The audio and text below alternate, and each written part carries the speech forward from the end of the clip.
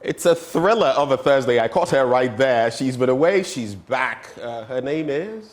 Miss Sweetie. Okay, so one of our cameramen just called her that. And she's actually poking. It sounded really good, Miss Sweetie. But you know, I'm Sweetie Abochi, and it feels good to be back on your screens to welcome you to the start of another show right here on the Joy News channel. And I always do this with Benjamin Akakpo. Today, in a bit, I'll be serving you news. But Benjamin is looking at me because he didn't expect I just take it and run away with it. But that's what I'm doing because I'm back. So in a bit, I'll be serving you the news, and after that, we get into the news review. Dr. Sharif Mohammed Khalid, Associate Professor in Accounting and Finance, will be joining us for the news review. Well, we'll also have sports right after that, and then we get into our big stories. Now, today on AM Exclusive, a special we put together for you. We'll be having an interaction with, guess whom? Professor Raymond Atuguba. Now, he is Dean of the School of Law at the University of Ghana. He'll be joining us with his thoughts on myriad matters, from happenings in the sub-region when it comes to the ECOWAS region. Then he'll be talking about, yes, some legal bits in there. Ejiso, he'll be sharing his thoughts on that. He'll be sharing his thoughts on the chieftaincy and religious ministries statement, among others. Trust me, you don't want to miss it. Just stay for that. You must stay for that. But also, Attorney General and the OSP split hairs as the Attorney General declares baseless a request for a money laundering probe by Yoko into the alleged ill-gotten wealth of Cecilia Dapaah, the former Minister for Sanitation. Is the fight against corruption being stampeded by its own custodians, or it's simply a matter of law? We'll interrogate this issue later on the show, after AM Exclusive, of course. So you want to stay with us from now till 10 a.m., joining us with your comments, either via phone or across all social media platforms on Joy News on TV. Welcome aboard the AM show, Benjamin. Take us away. Thank you for ushering me in. I'm loving your colors, navy blue, a dash of, what is that? Some dash of gold. Gold, yeah. Green, spectacles. I had a premonition that you will wear something gold today, so I just wanted to match with you. Okay. Let's get to the news. Have a golden morning. Stay for the news up next.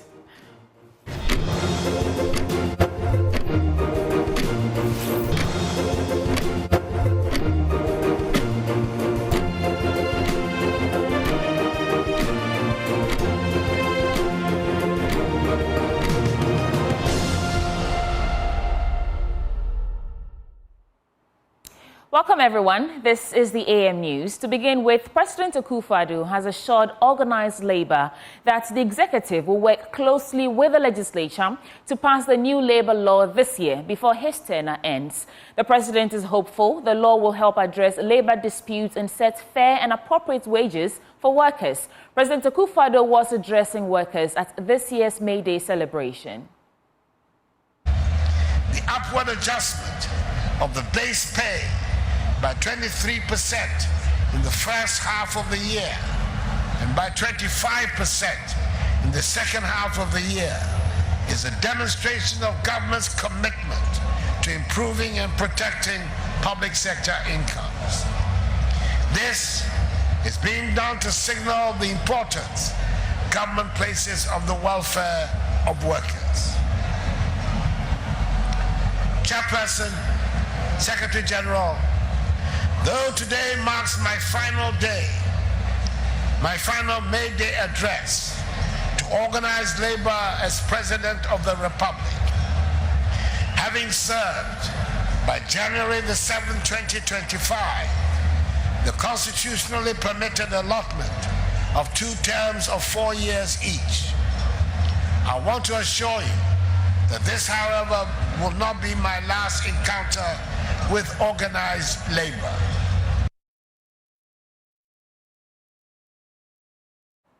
Secretary General of the Trades Union Congress, Dr. Anthony Dapaah, bemoaned the low wages paid workers, particularly workers in the private sector. This, he says, translates into small pension benefits when workers go on retirement.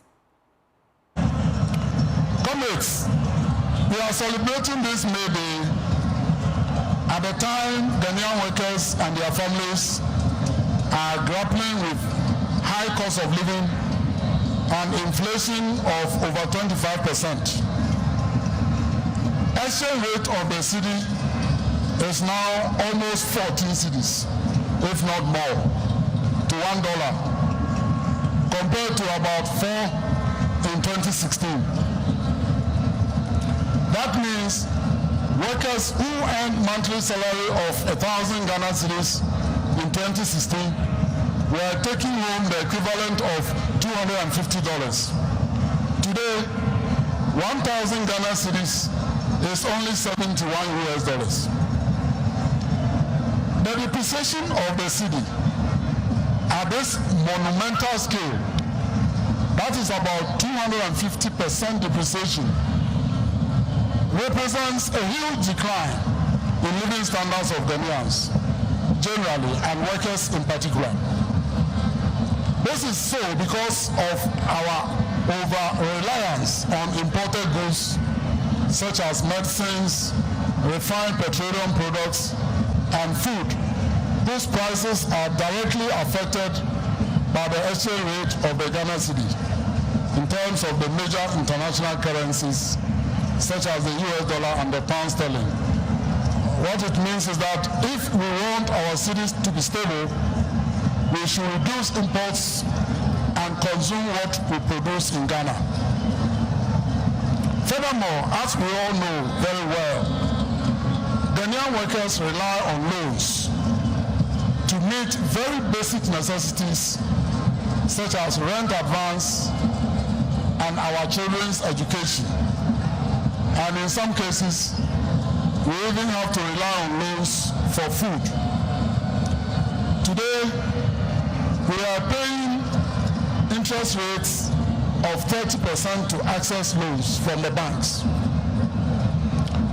In the informal economy, interest rates can even be as high as 50% or even sometimes higher.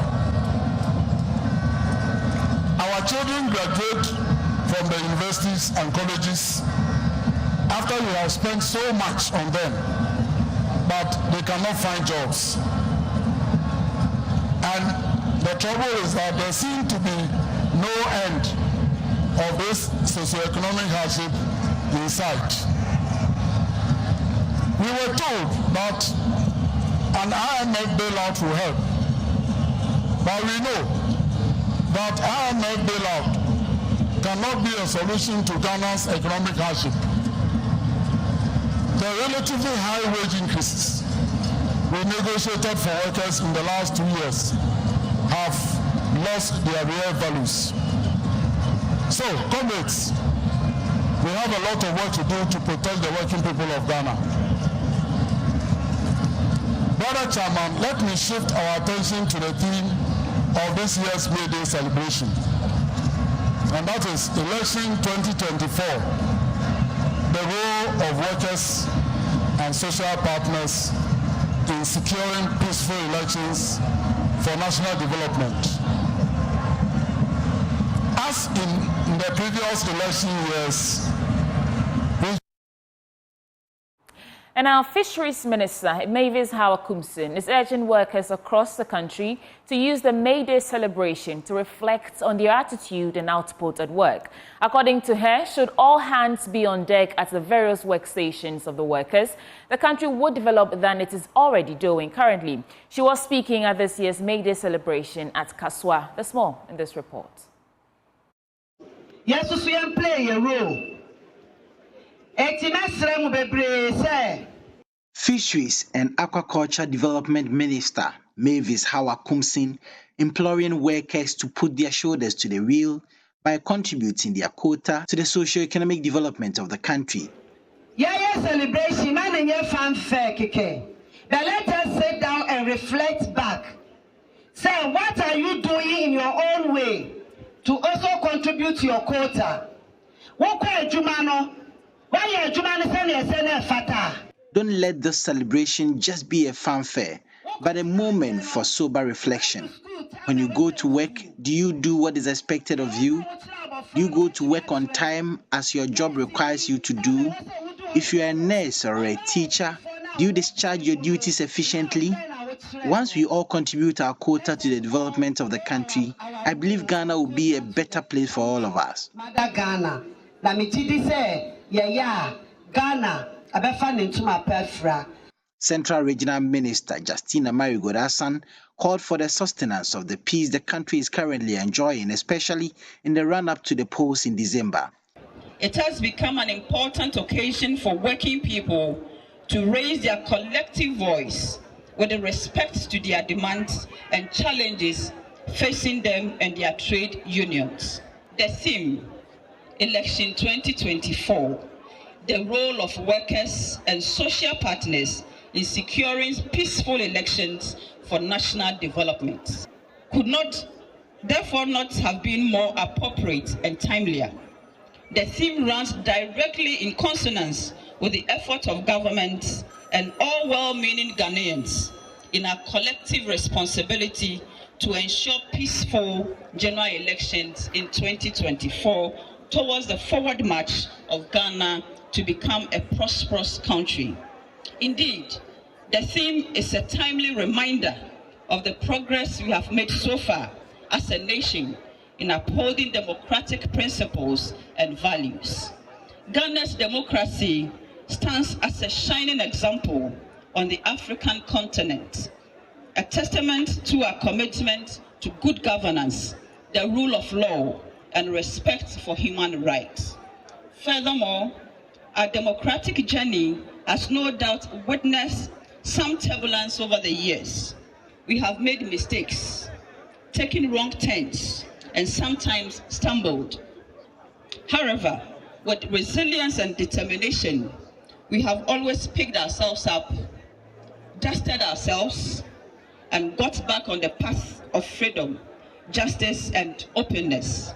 Central Regional Secretary of the TUC, Cynthia Mame Abba Sam Ananu, also called for peace as the country approaches yet another elections. As in the previous elections, we chose this theme to emphasize the need for all Ghanaians to work hard to maintain peace in Ghana. As we all know, Ghana has not done too well in economic management, but at least we are enjoying relative peace compared to other countries in the sub-region. The peace we are enjoying is priceless, so we should never allow partisan politics to destroy it.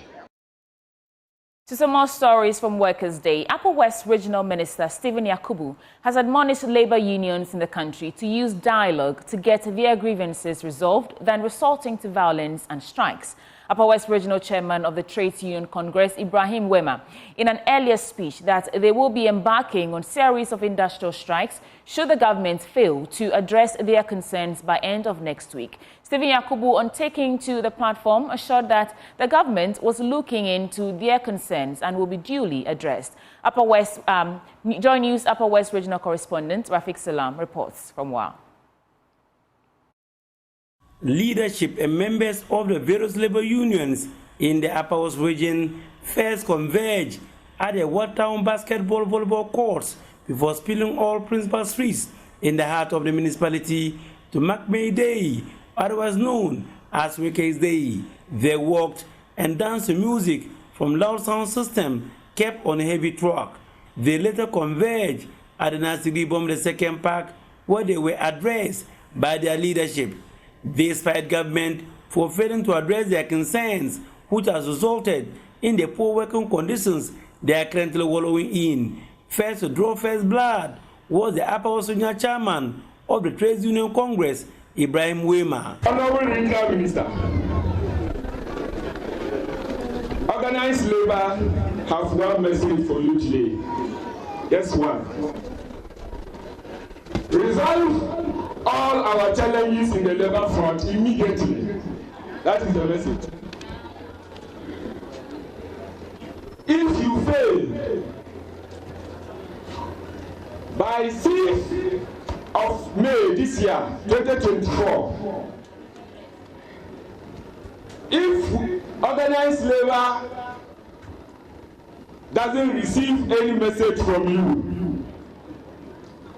we will advise ourselves. And if you don't stop us,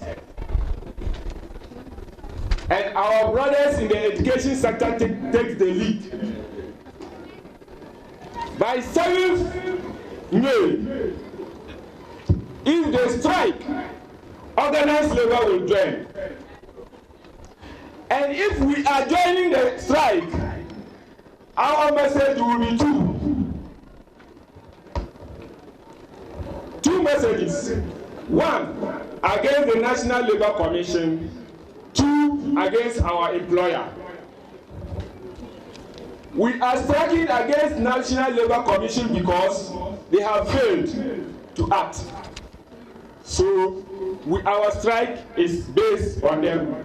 We will not take any solution other than solving the challenge.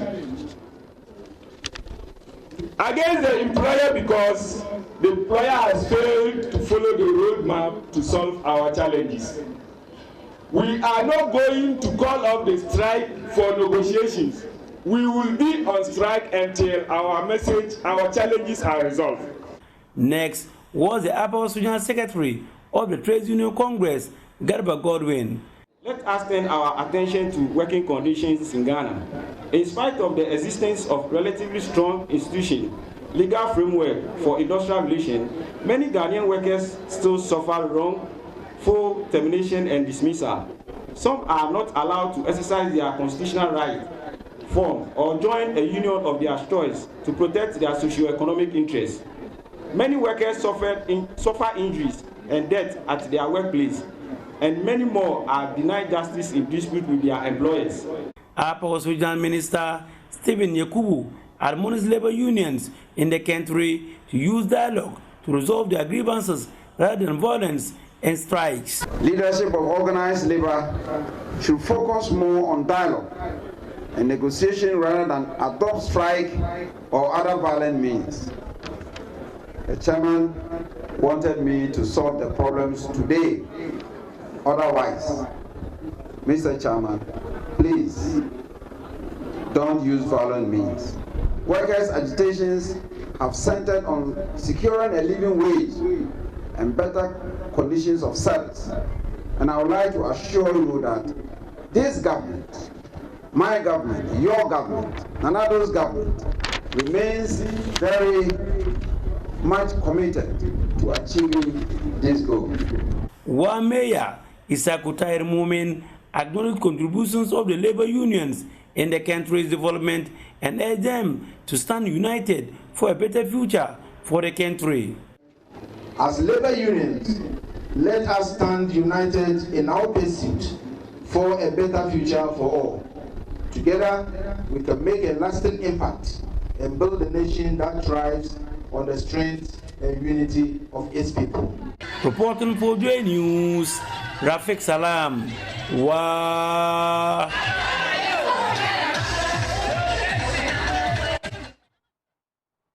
Away from that, but still in the Upper West region, the regional commander of the Ghana Prison Service, Assistant Director of Prison, James Imuyela, has underscored the important role played by the prison in the criminal justice system. He noted, despite the role played by the trio of the police courts and the prisons, the latter is the weakest link among them since it is not well resourced. ADP James Imuyela made the statement at WA, where the Ghana Commercial Bank donated some food and non-food items to the WA Central Prison. Rafiq Salam again has more. The WA Central Prison has been grappling with myriad of challenges, including inadequate food for the over 200 inmates, 7 various sentences, overcrowding at the cells, and inadequate drugs at the infirmary. Another is the issue of the collapse of part of the outer giant wall of the prison some 2 years ago, which poses a threat to the security of the prison. The Ghana Commercial Bank, GCB, as part of the May Day celebration and their corporate social responsibility, decided to come to the aid of the inmates and the authorities by donating food items, toiletries for the consumption of the inmates, and bags of cement to help build the broken fence wall. Retail sales manager for the World GCB branch, Botan Bempa Dennis, presented the items on behalf of the Upper Regional Manager of GCB, Alhaji Saidu Ibrahim, to the World Central Prison. We are here with 30 bags of cement to help them erect their broken wall and some few food items, 3 bags of rice, 6 gallons of oil, and some toiletries as well. So as part of our sales meetings with them, they asked for support and also to ensure visibility in the catchment areas that we operate.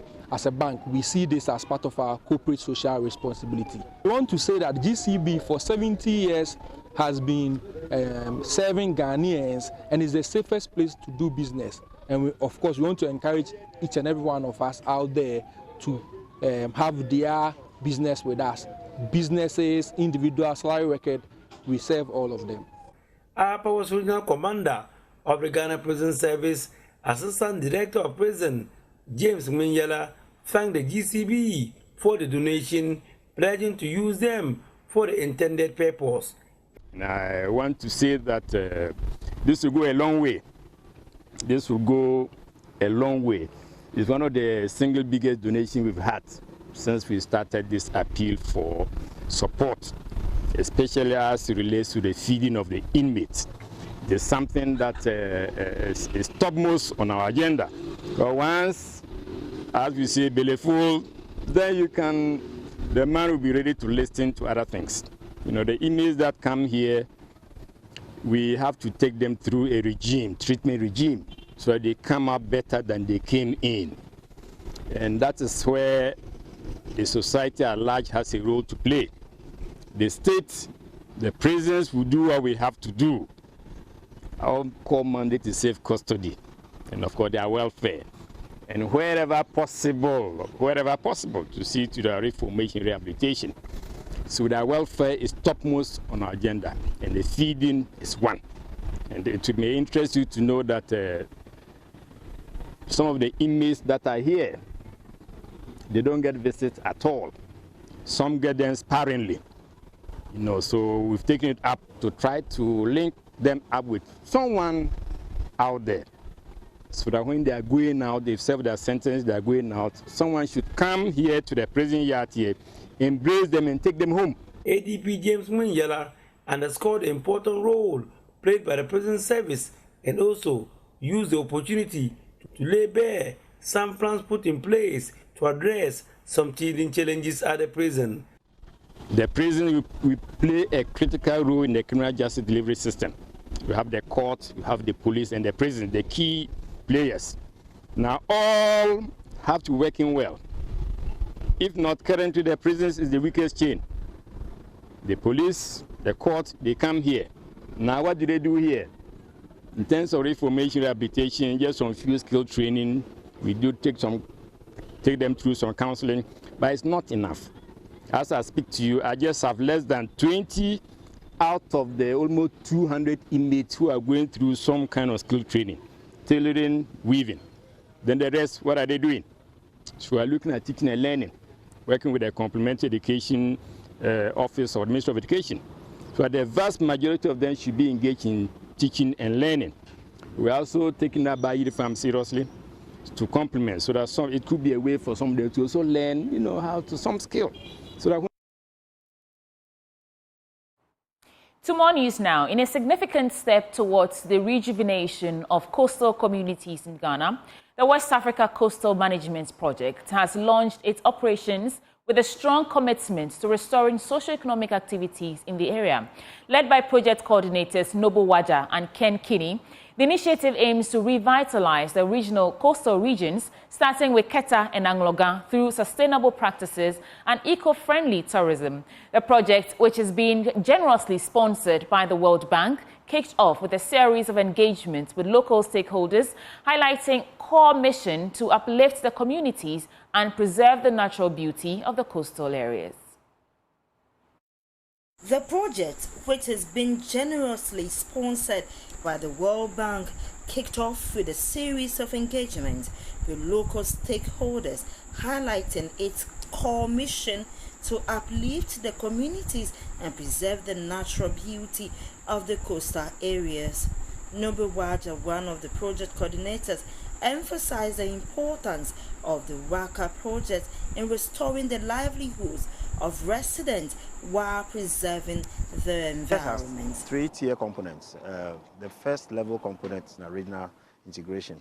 Regional integration to mean that those processes and actions or ground realities that are in other regions or in other countries that may not be here, or the vice versa, which countries can borrow from. So the synergy between actions and processes that are in different countries, because the project is happening in different countries. So the second level component is looking at policy legislation harmonization in our country. That is one area. So because the project can throw out a challenge for certain existing legislations, programs, and policies. So the project is also looking at how the project will become a conduit to mobilize, to harness the ends of all those potential differential legal or policy regimes. The third level, which is most important to why we are here, is what we call the sub-project level, which is going to look at physical infrastructure development to give mandate to coastal resilience. So those will be projects that will be done at the community level. It could involve rehabilitation of existing infrastructures or establishment. One of the key focuses of the project is the rejuvenation of the Lagoon Basin area, with plans to transform it into a hub for ecotourism. This strategic move not only aims to attract visitors, but also to create new economic opportunities for the residents of Keta and Angoga districts. The executive director of the Development Institute and one of the coordinators of the project, Ken Kinney, elaborated on the vision for the Lagoon Basin. At long last, the coastal communities, I would say, government and the World Bank have heard their concerns and want to do something about their plight. The Waka project has been running along the coast of Ghana, along the coast of West Africa, from Senegal to, if you talk about West Africa, we're talking about West African coast. And that involves starting all the way from Senegal to Nigeria, that's West Africa. And the Waka project is formulated to support governments, nations, and our countries to invest in coastal resilience for the community. So the project is looking at, one, because it is a regional project, is looking at how to harmonize good practices within the countries along West Africa. NGOs are brought into this project because the World Bank, as a learning bank, has decided that they want to experiment how citizens will participate in such a project. They are supposed to, because citizens also have some knowledge, the project will tap on those knowledge, build their capacity, and they can use them to the maximum. A development expert, Joel Degg, was hopeful of a successful takeoff of the project implementation. The Waka project, or the Waka RESIP, West Africa Coastal Areas Resilience Investment Project, is a World Bank finance project for West African countries suffering from coastal erosion and flood issues. So Ghana has been chosen as part of the countries to benefit from this project. So in Ghana, the project is taking place in Greater Accra and Volta region. And in Volta region, it encompasses 3 districts: the Angogan district, the Keta municipality, and the Ketu South municipality. These are the 3 districts east of the Volta estuary. And this place in Ghana is a hotspot, the most affected coastal areas, so long as coastal erosion and tidal waves action is concerned. So this project has come to protect the coast somehow, and using either the gray technology or the green technology, that's the nature-based technology, either the groins or the seawalls or the beach nourishment, so that those suffering from the coastal erosional activities will have some respite. So the project is looking at communities like Fuvema and Keta and at Dinasa, Lakopo, at Gaveji in the Ketu South District. So it is to, protect the coast and build resilience for the coastal community so far as the resource management is concerned. So as an individual, a resident of Keta and a native of Keta, of course, I'm happy that this project has finally come, because Ghana is not the first person or the first country to enjoy this project. It's been done in other places like Cote d'Ivoire, Togo, and Benin. Yeah, so this project coming to Ghana, especially Keta area, is a joy to some of us, because we have been suffering from this coastal erosion and tidal wave and the flood issues for some time now.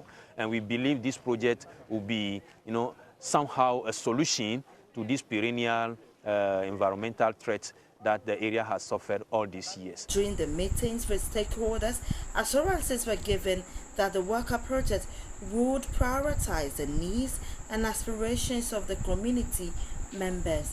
However, a 4-member committee was formed to help with intermediaries. As the Waka project gains momentum in Ghana, it stands as a beacon of hope for coastal regions across West Africa. Ivy Satoji for joining.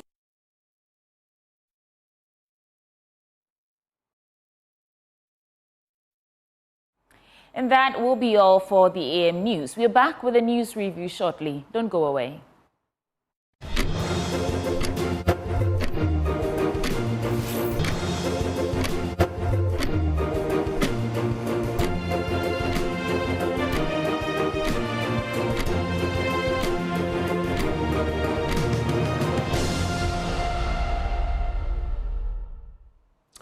Welcome back on the AM show, and shortly we'll be getting into the papers with you. Sweetie Abochi is here. We'll also be joined by Dr. Sharif Khalid. But first off, Endpoint Homeopathic Clinic is calling on you, and it's a fair call. Health matters are your wealth matters. And here's what you ought to know.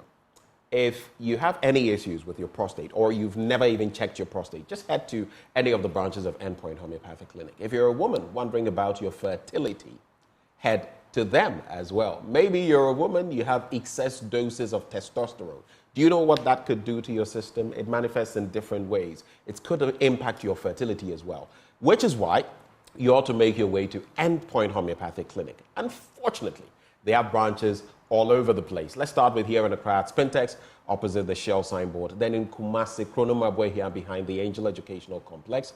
There's Takrady Anaji State, Tema Community 22, Techiman Hanswa, and Asiamanzama. Their call lines are 0244 867 068 or 0274 234 321. Endpoint Homeopathic Clinic, the end to chronic disease. But just to start of the news review, and guess what the cat just brought in? Sweetie Abochi was brought back. Am I what the cat brought in? Yeah. You went on a hiatus, and yeah.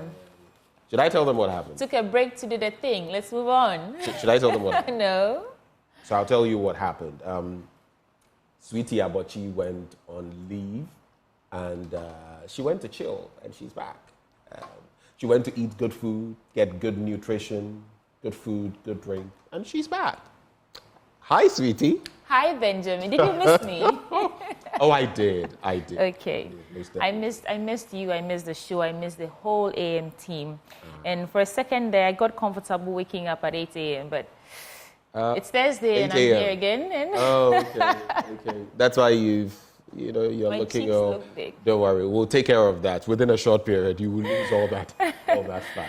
But right. any interesting stuff before we are joined by Dr. Sharif Mahmoud Khalid? Yeah. Any interesting things you've taken stock of over the? I'm sure you followed the Ejiso conversation and our friend Prof, and the whole scenario, and then the chieftaincy, the whole bit about, the chief versus Akufo-Addo thing. These are things that Professor Atuguba actually speaks to. Oh, okay. We'll hear from him. But I'm looking forward to hearing that interview.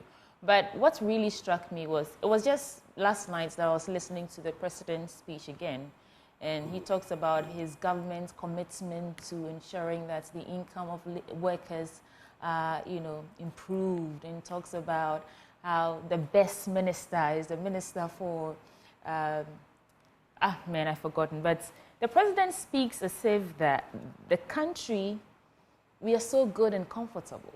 Like sometimes when I hear him talk, I'm wondering, does he feel what the ordinary citizens are going through? It's called alternative reality. Thank you for that. And I thought, are you serious? But I'm not here to dissect, so I'm not here to get into what he's saying. I just feel like majority of Ghanaians wish the president to be more empathetic towards the plight of the ordinary citizens, what we are going through, and not just wax lyrical about how his government is committed to improving the economy and how in his first term the economy was an upward trajectory to COVID-19. In 2024, you still want to blame COVID-19 for the economic woes we find ourselves in? Let's get into the newspapers. Well, the alternative reality will keep... someone said once that there were two types of Ghana. The Ghana our leaders talk about, or our misleaders talk about, is the spiritual Ghana. The rest of us live in the physical Ghana. Yeah, I think so, because... So the physical Ghana, we see what is, but the spiritual one is what our leaders talk about. Ben, it's not easy out there. I mean, you and I probably are a tad bit more comfortable than... I don't know. I like to think that we are okay, because sometimes, this short few days that I was away, I experienced the reality on the ground. Some people are earning 500 Ghana cedis a month. You're talking How about do 500. they survive? People are earning 350. What do they eat? 400. Ben, I was shocked to the bone. But, someone says that this is the country where you earn 1,000 cedis, yet you spend 3,000 cedis at the end of every month. How do you think that you get those monies? Yeah. I mean, I've seen different lists where people talk about what it takes, how much you should be earning to even, just be able to survive in Ghana. I've seen different things. Some say if you earn 10,000, you are safe. Above 8,000, some say 5,000 and all of that. But trust me, well, your inflation will depend on what you choose to go for, yes. But at the same time, even at the barest minimum, if you're factoring in, let's say you drive a little car, 1.6 liters, or even something else, you're looking at fuel. You're looking at food, drink. You're looking at utility tariffs.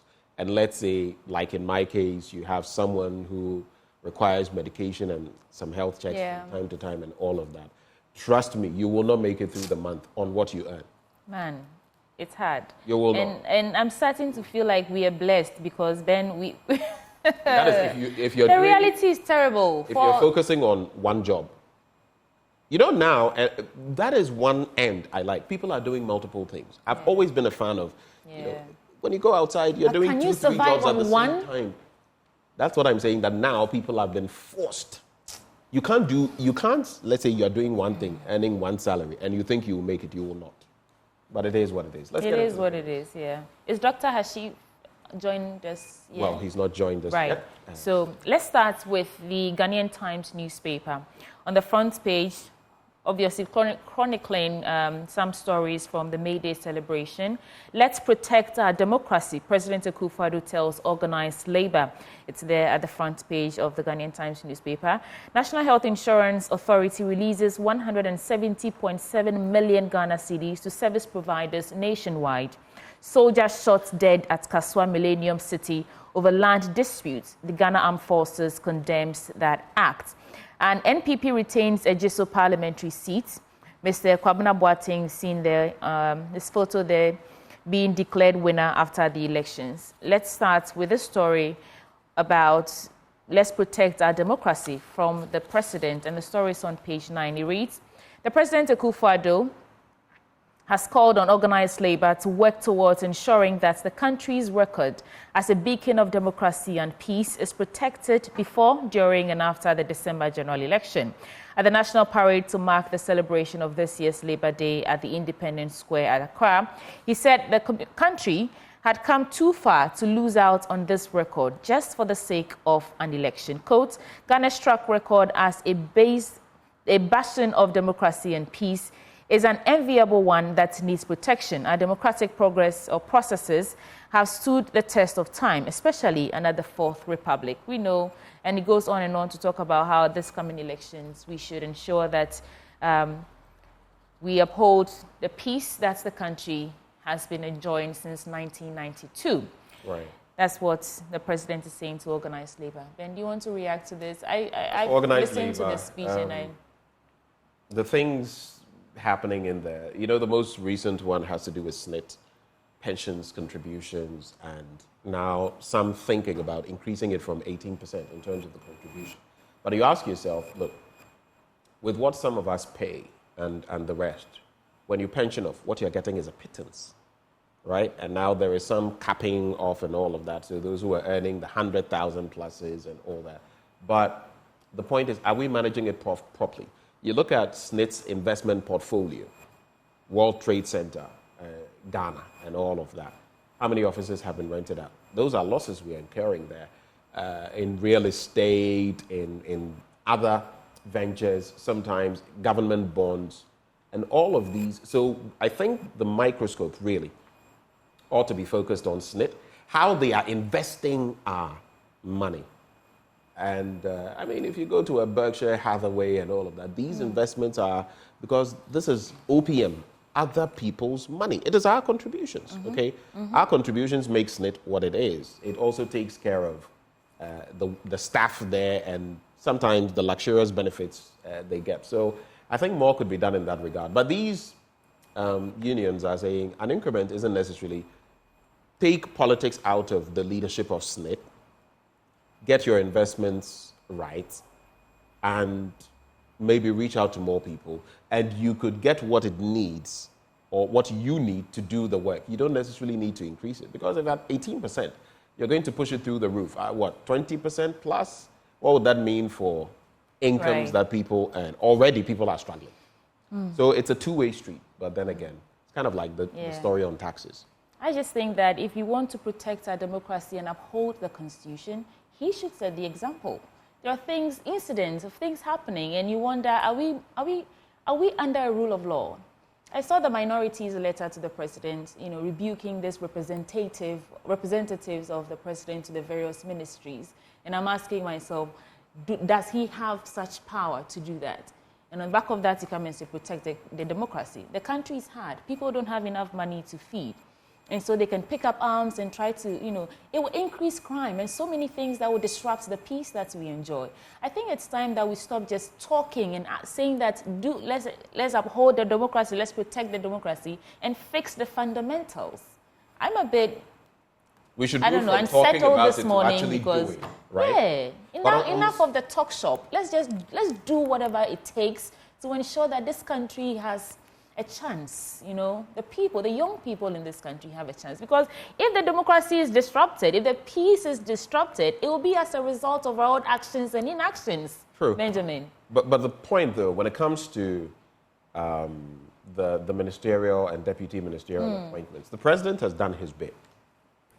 He has put out the appointments. Of course, there's a reason on the back of the LGBTQI plus bill, and in a way, it still comes back to the president, because if the president had done what the law says he should do constitutionally, either veto this thing or give your assent and all of that, maybe we wouldn't be here with this power tussle. But taking that out, the president has done his bit with the ministers. Parliament has not vetted these people. So I think technically you can't blame the president unless you want to extend it to the point where, because of his own antics when it comes to not giving his assent to the bill, making it a law, whatever the case may be, like he did with the e-levy, it has led to this exchange of fisticuffs between the legislative body and the executive. But it behoves the people who have been appointed. You are not yet a substantive minister or deputy minister. And some of them, thankfully, have not attempted, maybe they may be lingering in the ministries, but they've not attempted anything. But if you start acting as though you were a substantive minister, that's where it becomes problematic. The other side of the conversation, though, would be that in the absence of substantive ministers, what happens to those ministries? So it's quite a conversation. Right. But it is what it is. It is what it is. So the National Health Insurance Authority releases 170.7 million Ghana cedis to service providers nationwide. the amount of 170 million to healthcare providers across the country. Okay, the story reads, payments covers claims of January and February 2024 for the lower tier facilities who form the majority of healthcare providers. It also covers up to November 2023 for upper tier facilities and healthcare providers. So the NHIA, in a statement issued in Accra yesterday and copied the Ghanaian Times, said the payment was made on Tuesday, April 30th, 2024. And the statement was signed by the acting chief executive officer of the NHIA, Dr. Dacosta Abuaje. And he said the payment was in fulfillment of the NHIA's mandate. It said the payment was also to ensure the continued provision of quality healthcare services to all citizens across the country. We had stories, I don't know if you followed, this is to our viewers, the series we did on national health insurance and how some hospitals and health facilities are rejecting the card because they do not have enough money to, make provisions for these claims. And so if they're releasing some 170 million to service providers nationwide, I would say it's a step in the right direction. Well, I would say so too. I mean, the National Health Insurance Scheme it's been bedeviled with these challenges. And I've had places, pharmaceuticals, others saying that now we've even stopped dealing with because there's such a backlog. Yeah. I know people who are owed millions, of cedis. So I guess all of these actions, you see, these countries' problems can be solved with the right thinking and the right mechanisms in place. But somehow I feel intentionally we try not to resolve some of them because some of them would not inure to the benefit of the political elite if they were resolved. And again, I'll go back to Professor Atuguba. The conversation today, I don't want you to miss it because part of the things he talks about, even in terms of the work of the 2010 Constitutional Review Commission, some things that we are facing now were solved then. If we had implemented, we wouldn't be where we... Did you get it? So it appears we are happy to run in circles rather than... It's like the Israelites from Egypt to the Promised Land. Some say that journey should have taken 40 days or less. It took them 40 years. Well, that's where Ghana is. They didn't have GPS. Right, let me do this story about the soldier shot dead at Kaswa, a rather sad one. And the Ghana Armed Forces has condemned the act. I mean, we know the story, but context is important for our viewers. So, Lance Corporal Enoch Danso of the Ghana Armed Forces was on Tuesday shot dead in front of Kaswa Millennium City Police Station in the Gomwa East District of the Central Region. The soldier, stationed at the Burma Camp Base Workshop, was shot dead by Benlord Ababiu, believed to be Jesse Hene of Millennium City over land disputes. The soldier of the Burma Camp Base Workshop, accompanied by 2 colleagues, sought to resolve a land dispute at the police station. Despite prior complaints, the soldiers were obstructed by Ababiu, leading to a fatal shooting as they attempted to proceed to the Divisional Police Command. The paper learnt that Lance Corporal Danso, in the company of 2 colleagues, drove in a car to the area to address the matter. They had already lodged a complaint at the Millennium City District Police Command, but to no avail. Now, the Director General, Public Relations Officer of the Ghana Armed Forces, Brigadier General E. Agri-Kwashi, in a statement said, quote, "We reiterate our commitment to maintaining law and order in our communities and urged all citizens to seek peaceful and lawful means to resolve land disputes and to refrain from engaging in acts of violence to prevent such tragic incidents." You can read the rest of the story in the Ghanaian Times newspaper. This is a sad one. I saw the video, the guy shouting, "We kuno, we kuno." I'm like, yeah, we can all see that. Very sad.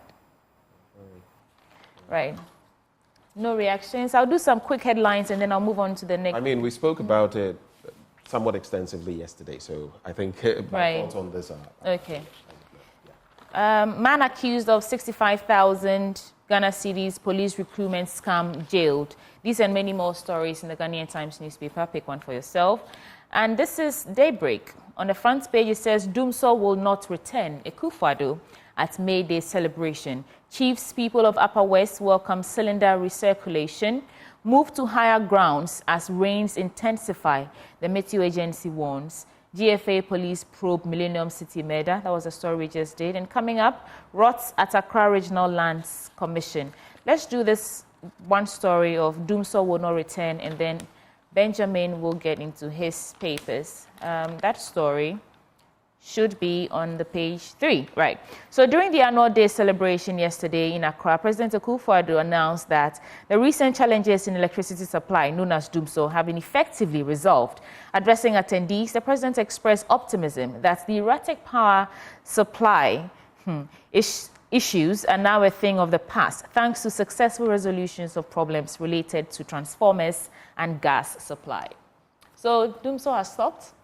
When was the last time you experienced a power cut? I think... Been a while? 2 days ago. Yeah? Okay. Was it 2 days ago? But you know what's interesting? Since Herbert Crapper, board chair of the ECG, said it was going to be over in a few days, the DUMSO in my area has actually become worse. Because they know there was a day when I think power outages went to as many as between one day and the next, about 11 times, on and off. Yeah. You know, but to be fair, I also know of some places where people say it is beginning like my to area. normalize. I've not had any. That's being cuts. fair. Yeah. I just heard one of our technical people whisper in my ear that he slept in darkness last night. So it's here and there. Some people too are saying, actually, when the DUMSO thing, many people were talking, we weren't getting it. Now, rather, we are getting power outages. So it's a bit difficult to wrap your mind around what exactly is happening. Are things getting better? Because you speak to someone and you think, we know okay, it's money. maybe. Have they found money to buy fuel now? It's not a money problem. They say it's not a money problem. Benjamin. But they say it's not a money problem. Why would you foist it? Why would you wish evil on the country? In the words of Dr. Matthew Ofogu Prempeh, he says, if you're asking for a DUMSO timetable, you are wishing evil. I just hope that being bold to say that DUMSO is now a thing of the past, saying this in as much words as I just said by the president, I just hope that indeed we are making headway, because if it comes back, then, Mr. President, you're not being honest with the people. But, you know, honestly, I think it is only realistic to take what has been said with a pinch of salt. Right. You remember when the finance minister, and we are out of the woods, it was corroborated by, economically we are out of the woods. I don't know which woods yet, because the woods now appear thicker than the ones we were in. But I have grown a thick skin when it comes to politicians, especially our brand of politicians and their comments. There are places where if you go to Japan or Norway and a politician says something, they 90+% mean it, because the consequences of not fulfilling what they have said is, here politicians talk, and I'm not, no disrespect to Mr. President, I'm just saying that I take whatever politicians say, and it's not just MPP politicians, with a grain of salt. Because oftentimes what they say versus what they do are not commensurable. So to avoid disappointment, especially with what I've seen over the last, and the optimism and the decline, I am very careful. You know, it's like watching a Black Stars match. You have to measure your expectations, else you could develop blood pressure issues. So measure your expectations. Would you like me to? What papers do you have then? Guide. All right, so Kaswa soldier killer grabbed, and yesterday we spoke about that issue. Ben Lord Ababio in police grips. Cecilia Dapaah case, AG rejects SP's, that is special prosecutors money laundering allegation. Boateng retains a Jiso NPP seat. Kwabena Boateng, the lawyer, retaining that seat for them. I'm interested in finding out what happens in 2024 if Kwabena Osu-Eduomi decides to run again. As an that could be independent problematic. And while I said yesterday that this was a Pyrrhic victory, the MPP has won the seat, but have they really won it? You know, some wins come at such a cost that they are called Pyrrhic victories. You lose so much to get a win.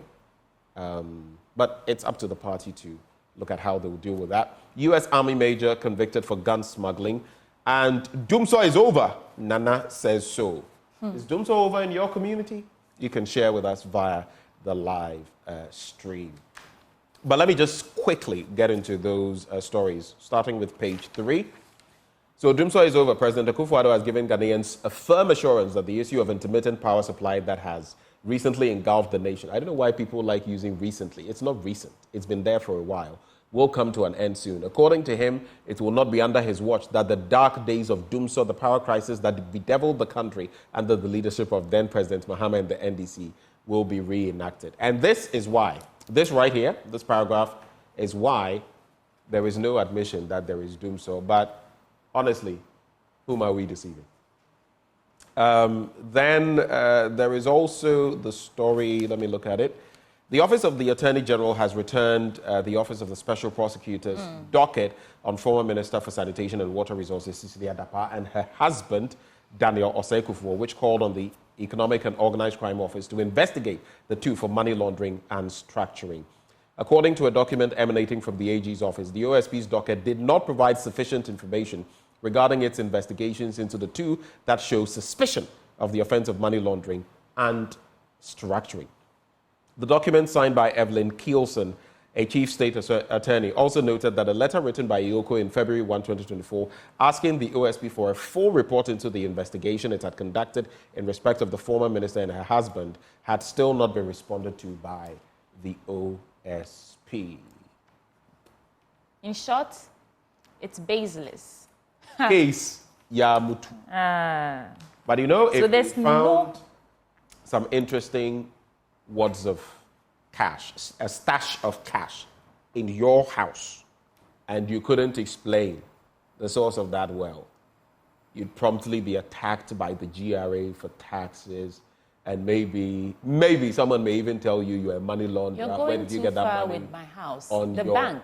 How much money can you deposit in your account? An explained amount of money can you deposit or withdraw from your account without being bamboozled with inquiries and...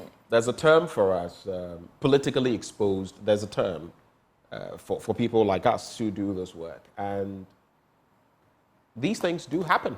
Yeah. In fact, there was a time when someone's transaction came through my account because the person was facing, it was to clear something, and I just turned it on. I got asked questions, and I explained to them with detailed emails and everything. It's not even mine. It was just someone was facing problems with proof. So I would get queried, but some minister somewhere wouldn't. You're not a politician. No, I am not. Yeah. Probably I never will be. You know my stance on politics, right? I love the study of politics, but especially because of the brand of politics here, I detest our brand of politics. I mean, politics where you are insulting someone's mother because the person is... Politics where you see black and say it's white. Politics where you've seen a video that... what's the word? Implicates someone. But because that person is in your party, you come on air and say, I've not seen the video. But if it had been from the opposition side, you would see the video. That kind of politics is, I don't know. But it is what it is here. I'll just do this final one and we can go on.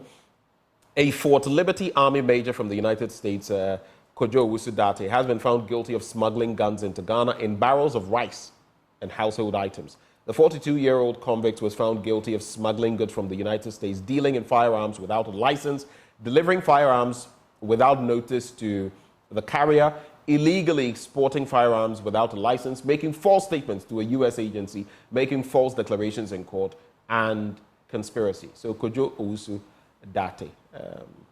But this is serious. Smuggling this is a major issue into the country. right here. Major issue. It's election year. And the president is saying we should protect our democracy, constitution, free from violence. I have no comments on that. If I may, so Appiah Kweku David says, the ordinary Ghanaian that you guys care so much about always exchange votes for money. They actually request it before voting. Instead, the Ghanaian media have closed their eyes on this canker and fixed their energy on leadership, forgetting that the leaders, politicians, bought their way to power. Let's stop this practice in whatever forms it comes, being it transportation, feeding, and all that. Appiah, I agree with you, but we do talk about it.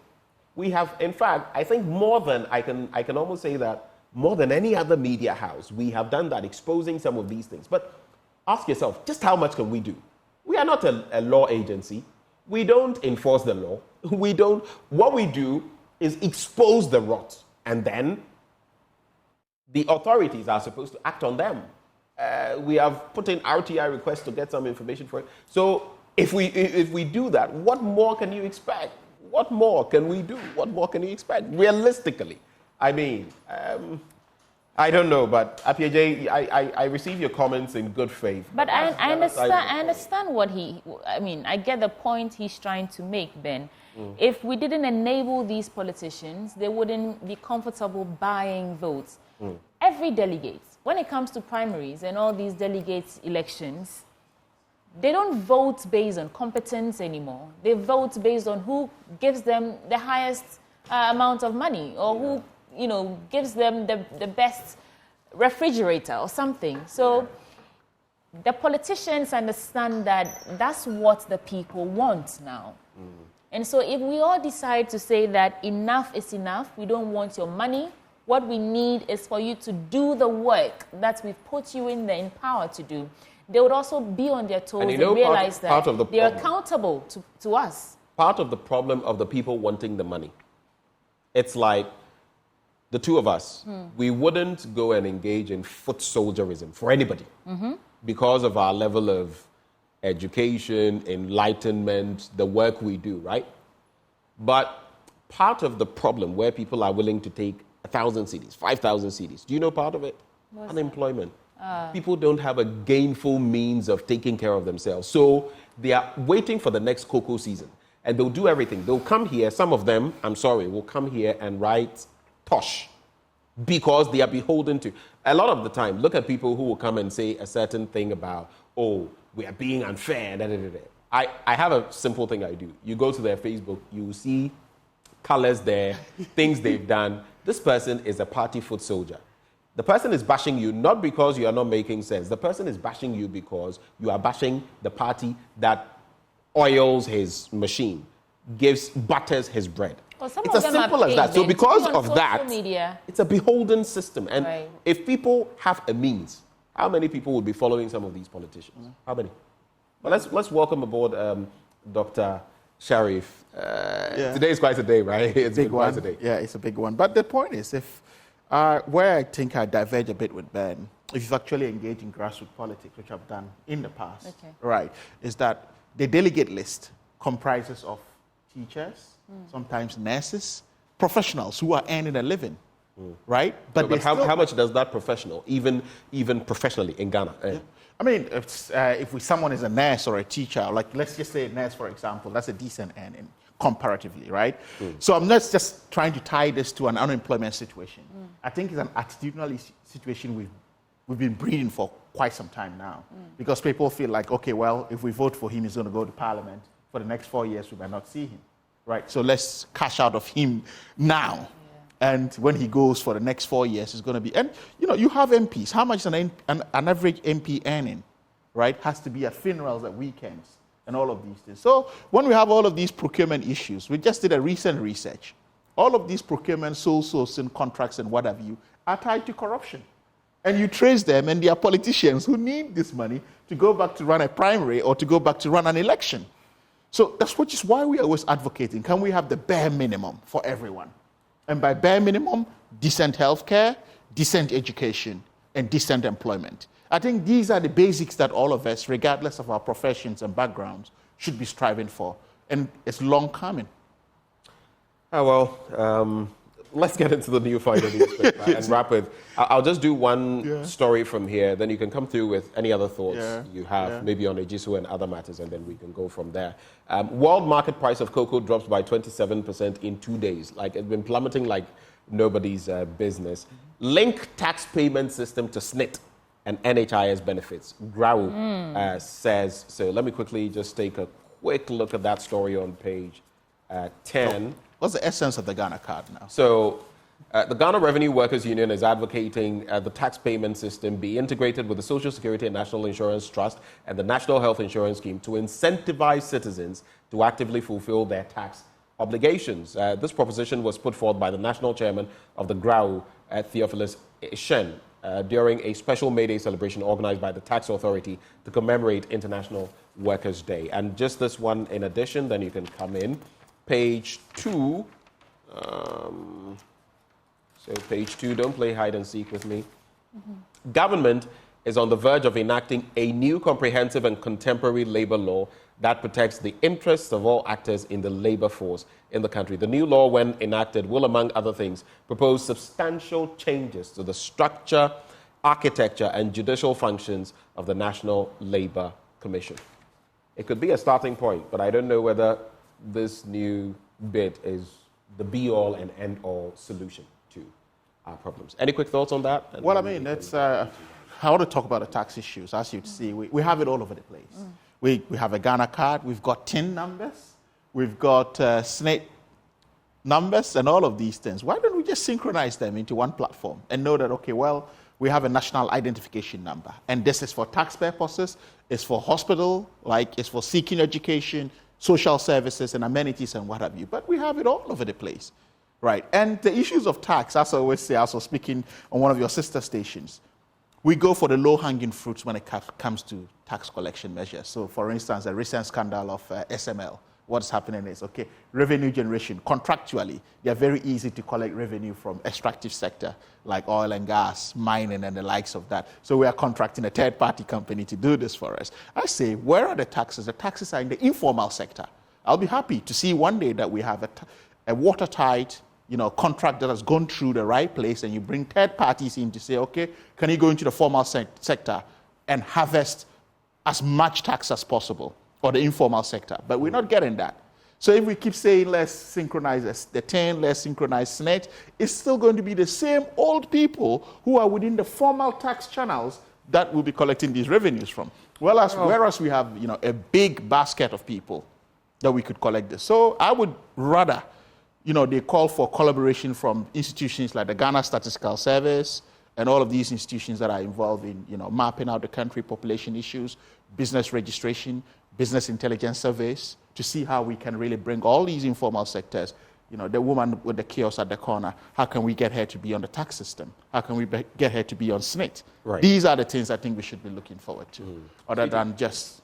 I'm done on my end, so if you have... Yeah, no more papers. But I would like to take your reaction on the president's speech yesterday. What did you hear, and what did you make of it? Well, I mean, it's... I was looking forward to a lot more, because this is a president who is superintendent of a country that is under, multiple crises. Economic crisis, energy crisis, educational crisis, and health crisis. Right. So my expectation was that he was going to sum up, to give some sort of like flake of hope to the good people to say, okay, this is what I'm doing on that front. Mind you, when the president gave, when we had this economic issue, he gave an address and said he was going to come back to our screens again, just as he was doing for COVID. He's not done that since. What has happened? Is it that we're not really gaining the momentum we want to be in the life? So I think that there's a lot more to be done. All the fanfare of wage increment, that does not reflect. Ask bankers today, they will tell you that all the allowances we used to earn, we're not looking forward to it because it's taxed at 25%. Right? So all these things that people, had decent jobs to, and they were looking forward to their clothing allowance and what have you, all of this have been taxed. Just yesterday, I was arranging a visa on arrival for a family friend. So I phoned the immigration services. We had an engagement. Within a few minutes, I got called back and said, look, effective tomorrow, we're going to have new tariffs. So that is what is going to apply to you. So I think we've exhausted our tax avenues. And what we're doing now is just increasing the existing ones. And for me, if a May Day speech come across as not really putting that hope of confidence in the health sector, in the education sector, in the employment sector for decency and all of that, I think that there's not much to talk about in this. There you have it. I shared similar sentiments this morning, that I didn't understand what the speech was about. I mean, we are suffering as a people. But Benjamin, we have to go. So let me not rant on and on about. So at least his speech will not end your suffering. He runs the country now. Doesn't he? All right. Thank you, gentlemen. Thank you, lady, for joining the conversation. We had in the studio Dr. Sharif Mahmoud Khalid. He's Associate Professor in Accounting and Finance. And, of course, your very own Mary Poppins, Sweetie Abochi.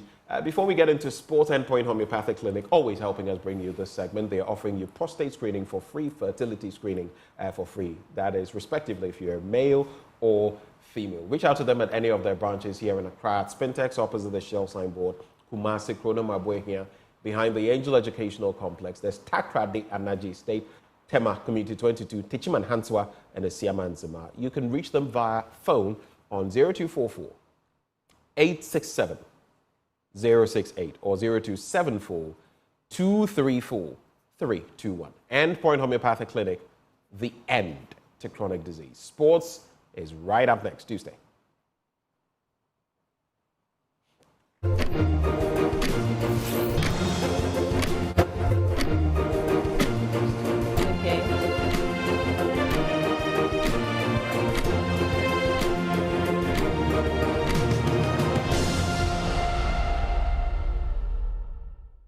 Good morning. Let's do sports now on the AM show. My name is Haruna Mubarak. We start with the Ghana Premier League, where Hearts of Oak suffered yet another defeat under new coach Abubakar Ouattara. Ibrahim Issa finished off a well-worked goal to give Accra Lions all 3 points in the regional derby and condemned the Phobians to their 5th defeat in 6 games. Highlights for you. Swaneen heads go up, away by Andrews Owusu. Cleared away by Issa. Linda. Good movement from the Congolese. Salifu Ibrahim tries to play the 1-2 with Linda. It's a heavy touch. Intentions clear over there. Look at what Linda does. The 1-2, he was expecting that return ball, but it was... Salifu Ibrahim turns around looking for options. It's a good ball to Linda. The Phobians are looking good. Salim checks onto his right. Salim shoots, and it's a disappointing one from Salim. He's usually better than this. Here comes the former Dwarfs captain. He finds Linda. Otanga makes the move, comes up against Hamzata, goes down in the box. Referee says, get up, boy. No foul, no penalty. But an earlier ball from Otanga does so well to get into that attacking position. Creates a bit of space for himself, but oh, that was too soft. Corner, Accra Lions. And Odro Ben Swaneen. Hamzata's header. Salim with a drive, and it's a good save from Owusu. That was a screamer from Salim, and a good... Salim Adams, we know that he has this in his locker. But at least a little bit of direction would have done it for him. He just... Bayfi gets into the box, sets up Linda, just over the top. That was close from... Issa, Odro. It's a chance for Accra Lions. Here is Awuni with a cutback, and Accra Lions have the opening goal. Issa Ibrahim puts Accra Lions ahead on 55 minutes. Accra Lions have broken the deadlock just about 10 minutes after the break. They are teaching Hearts of Oak how it's been done. Quick transition over here, not wasting time at all. And you can see the centre backs and defensive line trying to play catch up, but then they cut back to Issa, the right back, who was in an advanced position. But then look at that quick transitional play. Issa starting the move and following up with that run into the box, but a cut back from Awuni and Issa, a connection. Now the defeat means Hearts of Oak now occupy the 12th position with 35 points. Just 4 above the relegation zone. Assistant coach Abdul Rahim Bashiru admits he does not know what is really wrong with the team. That's football. You know, we started so well. Even we're supposed to finish the game in the first half. We have some decent chances, but I couldn't take it, you know. In the second half, yes, still we are controlling the game before they score. So to me, I can't tell you the reason why. You know, I don't know whether we lost focus or what, but you can see we be trying, but they defend so well, and their goalkeeper did very, very well. So we have to congratulate them. But do you think that tactics or your tactics didn't work today? Because we saw Accra Lions, they love to build up from the back. They involved Shokan, something that you didn't have any answers to. Do you think you failed to control that game? No, I don't think so. Because from the blow of the whistle, we are controlling the game. You can see that. We are out of the intense of ball possession and everything. You know, even in the first half, there are a lot of spaces within them. You know, that we should have punished them. But I couldn't take our chances. So I don't think they play better than us. Just that they take their chance that they had and score the goal. That's the difference. In a game where you had over 6 shots on target and couldn't score, would you come back and say that your earlier season problems, which was goal scoring, has come back to hunt you again? Yeah, because this is exactly what we'll be facing. Because in training ground, you see them scoring. But we don't know what is going on nowadays. So we better have to go back, watch the video, and do our corrections very well. Your fans are not happy. Heart of Oak fans are very, very peeved. Your next game is away at the Brekum Golden City Park against Brekum Chelsea. What do you have to tell the fans ahead of that game? Yeah, we're not happy because, that's football. Because this is exactly what the support set need. That's where we can give them because we need them. But they should still have that confidence. That's confidence in it. They should back us. We can even go to Chelsea and give them that 3 points. Yeah, well, we give them confidence in terms of playing. We know they are good, but I think we have to side them in any away game because Premier League is not easy when we are playing away. But I think this year the boys have done very well and they are playing into instructions. Yeah. But then today, coming into this game against Hearts of Oak, you've never beaten them before in any competitive fixture. So what was the approach? Because we saw how you operated with Shokan, trying to pull the strings for you in midfield. Yeah, well, I told you before, there's always a first time. We beat Kotoko this season, like you said, and then against us, we know it's going to be a tough. And we told the boys they should play our normal game. Definitely the chances will come, and then we make use of it. More football ahead, but let's talk about the upcoming Olympic Games. Now, a two-day training for Ghanaian volunteers has been conducted, which is aimed at enhancing their knowledge to ensure they are well equipped for the continental or for the global event. Now, Joy Sports' Adamu Benin Abdul Karim has more in this report. The event was held at Alliance Francaise in Accra on Monday and Tuesday. The 10 volunteers were selected from various sporting federations in Ghana. The two-day pre-departure training was organized by the French Embassy in collaboration with France Volontaire. The training is aimed at equipping the volunteers with relevant knowledge about how to navigate their way around Paris and contain possible cultural shocks. Okay, thank you. With the training that they've had so far, we are confident that these young people are ready to go and fully fulfill the mission for which they are embarking on their journey to France. And coming back to where are they going to be and how long are they going to be in France, because this is a lot of investment from the French embassy or from the French government into this program. And initially we were thinking if they should go to France to just spend 3 weeks for the Olympic Games and volunteer and come back. That is costly, but it's too much short time for them to go to France and come back. So for them to really experience the French culture, we have planned in collaboration with France Volontaire, the institution I work with actually, to offer them a mission of 8 months. So starting from May to December, and some will be staying for 1 year.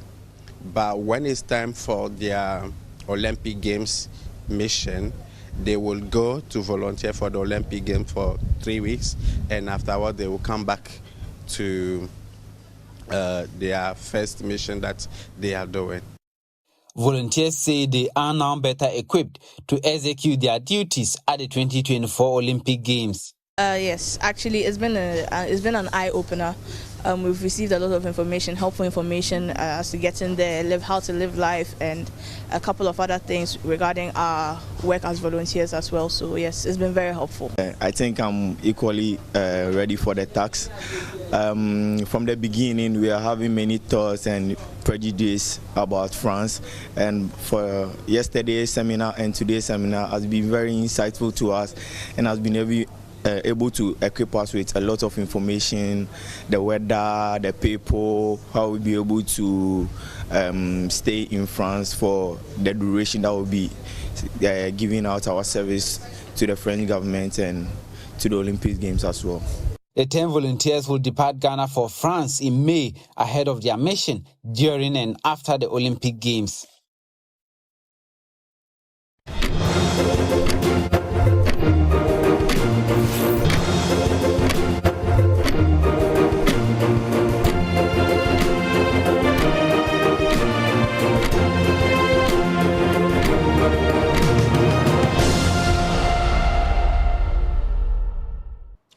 Welcome back on the AM show. Time now for us to delve into AM Exclusive. It's the second part of my interaction, and even if I say so myself, the better version of my interview with Professor Raymond Atuguba. He is Dean of the School of Law at the University of Ghana, or the Law School at the University of Ghana.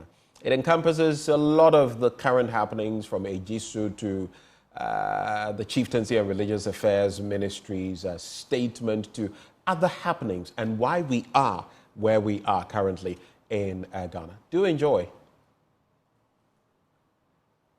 At the University of Ghana Law School, and you might be familiar with this environment. I've been here before. I'm back for the second part of my interaction with Professor Raymond Atuguba.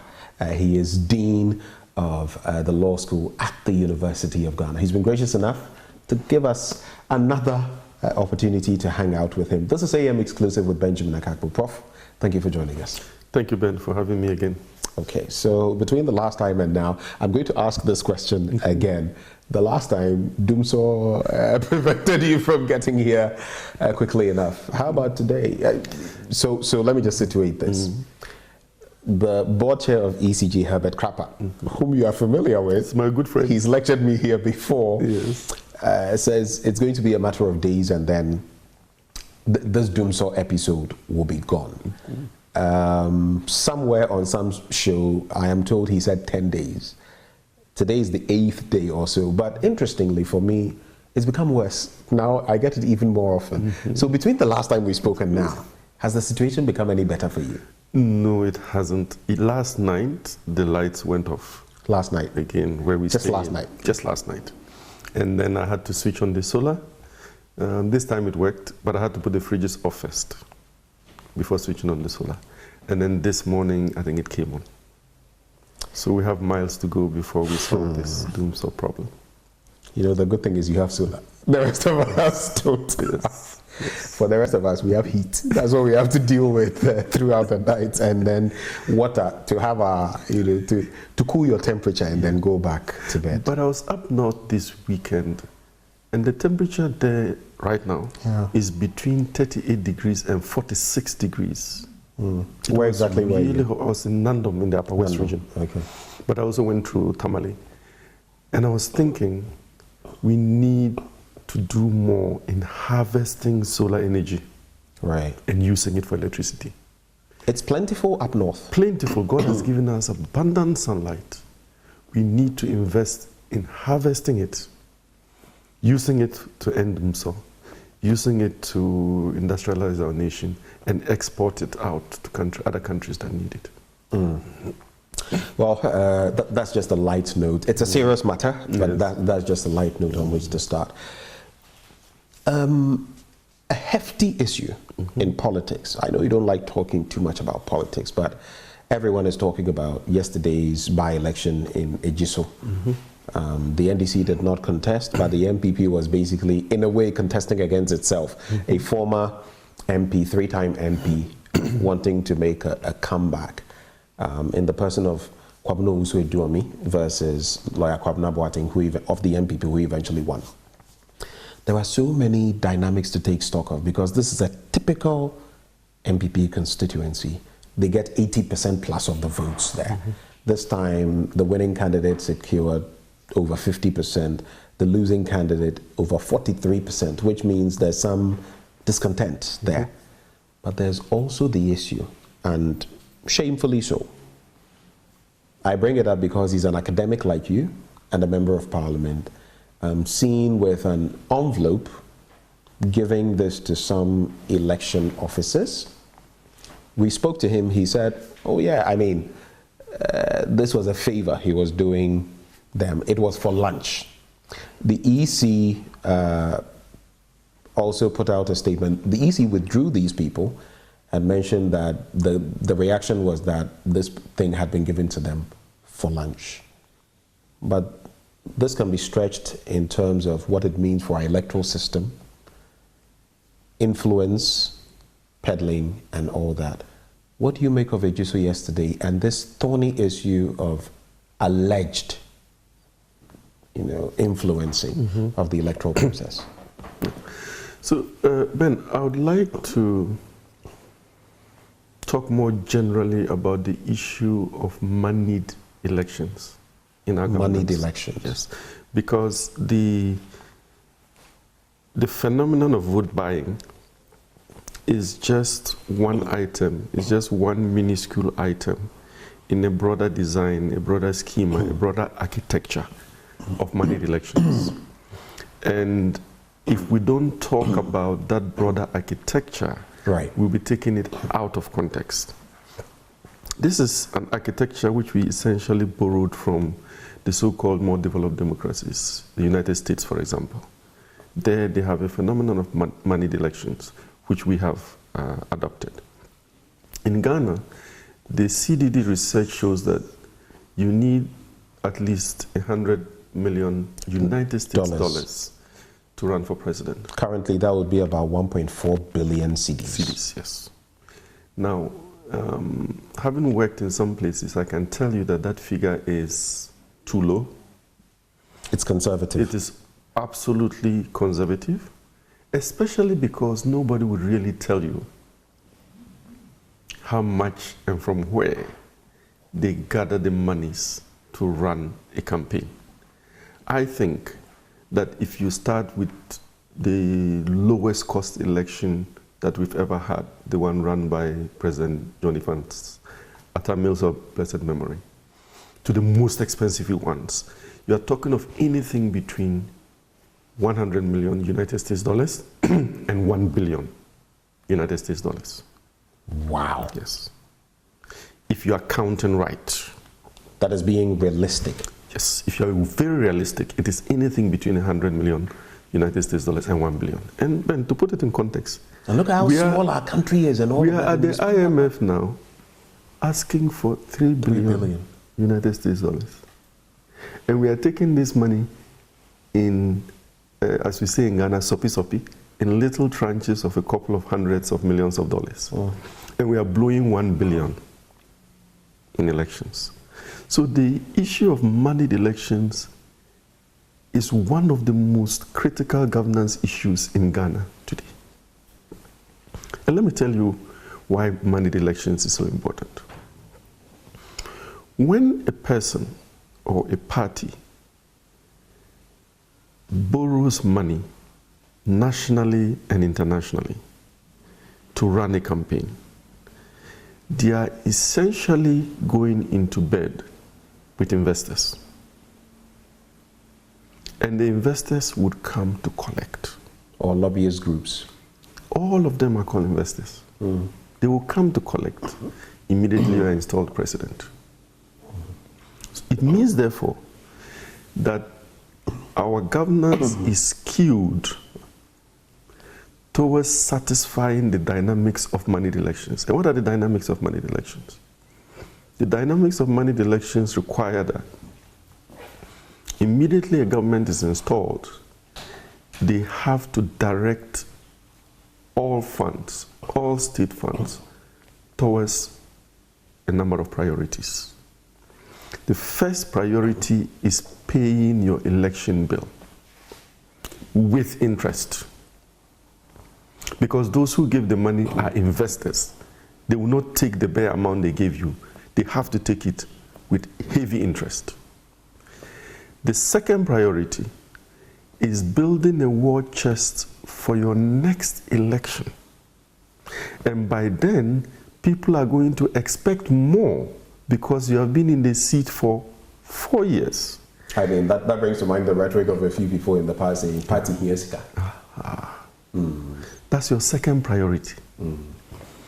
Now, because priority 1 and priority 2 are crimes, your third priority, whilst you are in power, is to build a cadre of lawyers, accountants, financial experts, media experts, judges, civil society organizations who would defend you when you are out of power against crimes 1 and crimes 2. That's your third priority. You know, what you're saying also poses an interesting dynamic, because then the justicial system, the last time we started talking about it, and even packing or stacking the courts, the judges, comes into play. So watch where you are going because so because of what you have said, you've articulated it so well. I'm moving to the fourth priority. And the fourth priority is now you and I. And by then the money is finished. So there's no money to do the things in your manifesto because it's gone.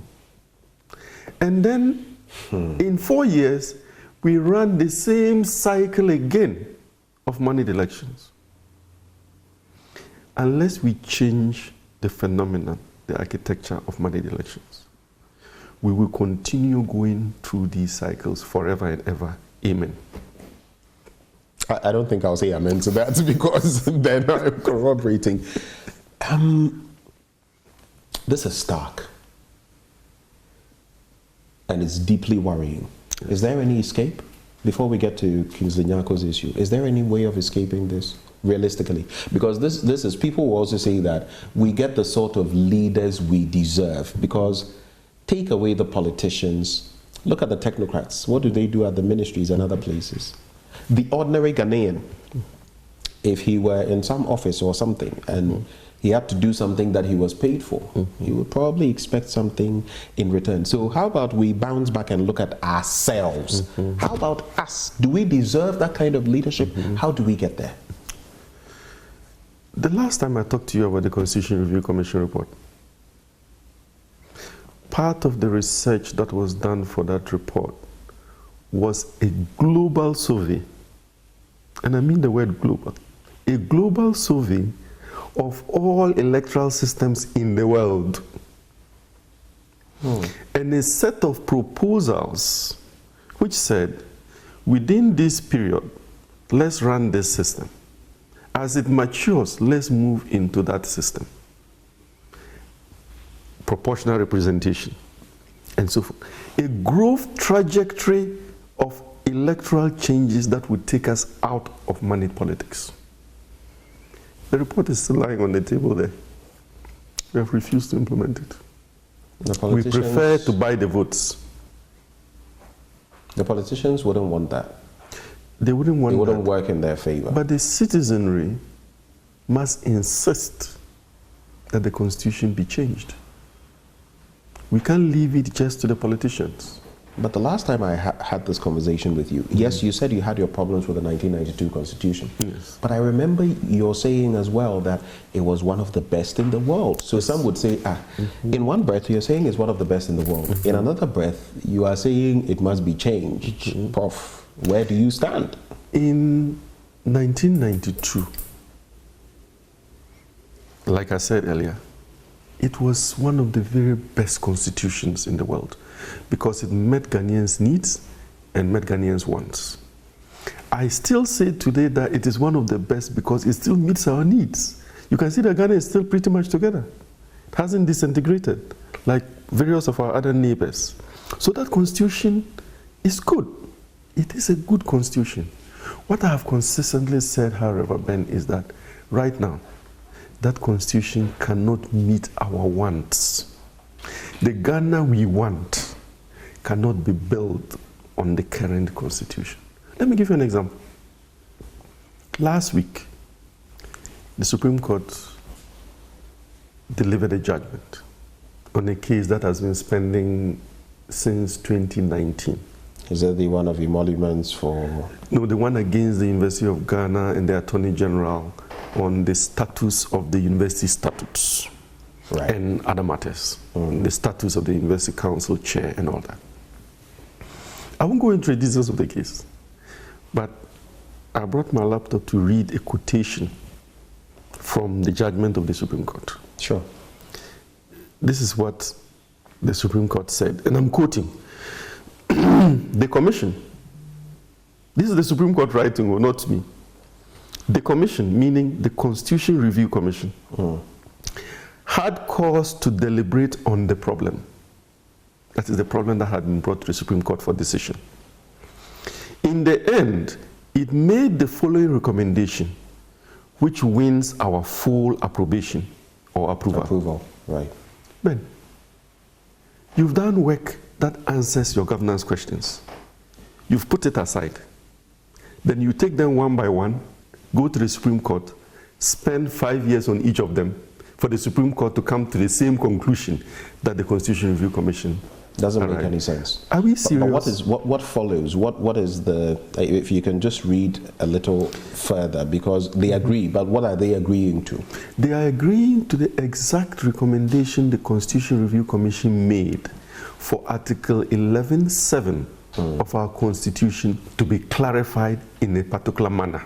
Okay. So that we know the status of legislative instruments, the status of executive instruments, the status of universities, among other things. What I'm saying is that these good men and women of the Constitution Review Commission, which included the current Electoral Commission, Jean Mensa, deliberated on these governance matters that we talk about every day in Ghana today, found solutions for them.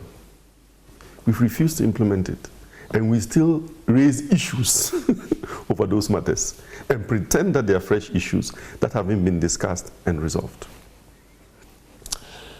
On the issue of your fellow academic, Professor Kingsley Nyarko, I mean, it was fortuitous to get that, because we were not, our cameras captured it on the blind side of even the reporter, right, my colleague. Have you seen the video? I have seen a couple of videos.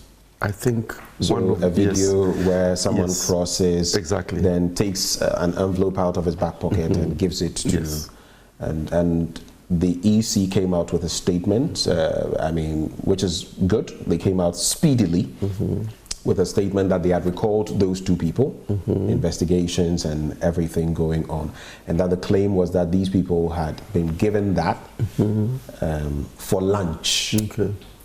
The MP says, I mean, why can't I do a favor to people like that? You know what's interesting? The national organizer of the MPP, Nana Boakye, I spoke to, I mean, yesterday, my colleague Evans Mensah and co spoke to him. Oh, I've not seen the video. I said, wow, okay. This morning I interacted with Haruna Mohammed, Deputy General Secretary of the party. Oh, I've not seen the video yet. And I was like, I mean, but that's just by the way. What do you make of that? My concern, he's a fellow academic, and the justification, we are not hanging him before any, but some have said the police should step in, the OSPs should step in. In such instances as well, there's a history. Member of Parliament, all of that. Some say Nkosiaga. What do you make of the optics? What happened? His being an academic and a politician, and what this means for our democracy. Yeah, Ben, three things. One, Professor Nyarko is a former colleague of mine and actually a friend of mine. We've done some work together. So I actually intended to call him when I saw one of the videos. I haven't done that yet, so I prefer not to comment directly on it until I have spoken to him. But on the broader issue, I don't know if you are familiar with the corruption report that was produced in Ghana in the 1960s under the Busia regime. I've forgotten the exact title of the report, but there was a corruption report, very detailed, the most analytical corruption report I've ever read. I think in the 60s? In the 60s. I think we need to go back to that report because it really touched on the real issues. It went as far as discussing certain cultural aspects of our lives, which make it more difficult than not to give money in return for favors, or to give money after favors have been granted. And I think we need to look at it in those contexts. There are instances, for example, where in places like the US, a President Obama or Trump would go somewhere, even on election day, thank officials, give them food packets or whatever, and that is it. That is it. It is possible to say that in this instance, they are just switching the food packages for cash because a lot of our traditional practices have now been quantified in monies. So, for example, the traditional practices I went for in the north this weekend, Most of them involve, for example, giving a cock, giving a sheep, and so forth. All of those were equated into money. And so you make a financial contribution, and traditionally, it is recognized as providing a cock or providing a sheep. So let's put that in context.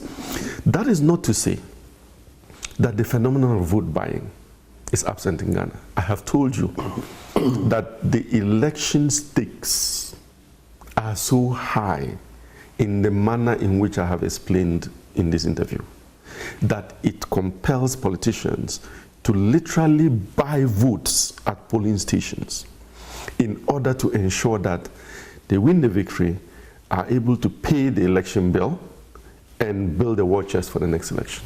So vote buying is real. It happens. Any Ghanaian who says that he or she doesn't know that it happens is lying. You just have to go to polling stations on election day or look at the way in which parties organize to win elections, and you know that it's rife. The point I'm making is that crass vote buying is a small aspect of a broader architecture of moneyed elections that we need to dismantle if this country is to go forward. Two quick questions to follow up. One, were you disappointed when you saw your colleague in that? Yes, subject to my talking to him, I was worried. And that's why I will talk to him. Right after this interview, I'm going to give him a call. All right. The next bit then, some would also ask, but if he gave them money, okay, so money to buy food, let's assume, right, lunch. How does that influence the officers? Someone would ask. I want us to look at this from all the different angles, not just from the angle of, yes, it's influence. How does it influence? It could, because if you talk to people who are at polling stations on election day, they have stories about the politics of food at the polling station. There are instances where some political parties are not able to provide food for their polling agents. Another political party volunteers to provide food for them and use that to sway them, or drag the food and then they are sleepy at counting time so that the figures can be fudged. There's a politics of food on election day which we can't discount. So we can't say that providing money or providing food to anyone involved in the election on election day should be discounted. No, it has to be investigated. Let's now look at another crucial issue. Again, the optics of leadership. Deportment. A few times we've had, Mr. President, there was a time with the former Greater Accra Regional Minister, who I think is now designate for Interior. Henry Quarty. And, someone who had not stood up at a function, and the directive, go and get that person. And then recently, another video, which you have seen, where the president is vehement in his, and get up, a chief. And some have asked the question about, yes, the executive powers of the state are vested in the president.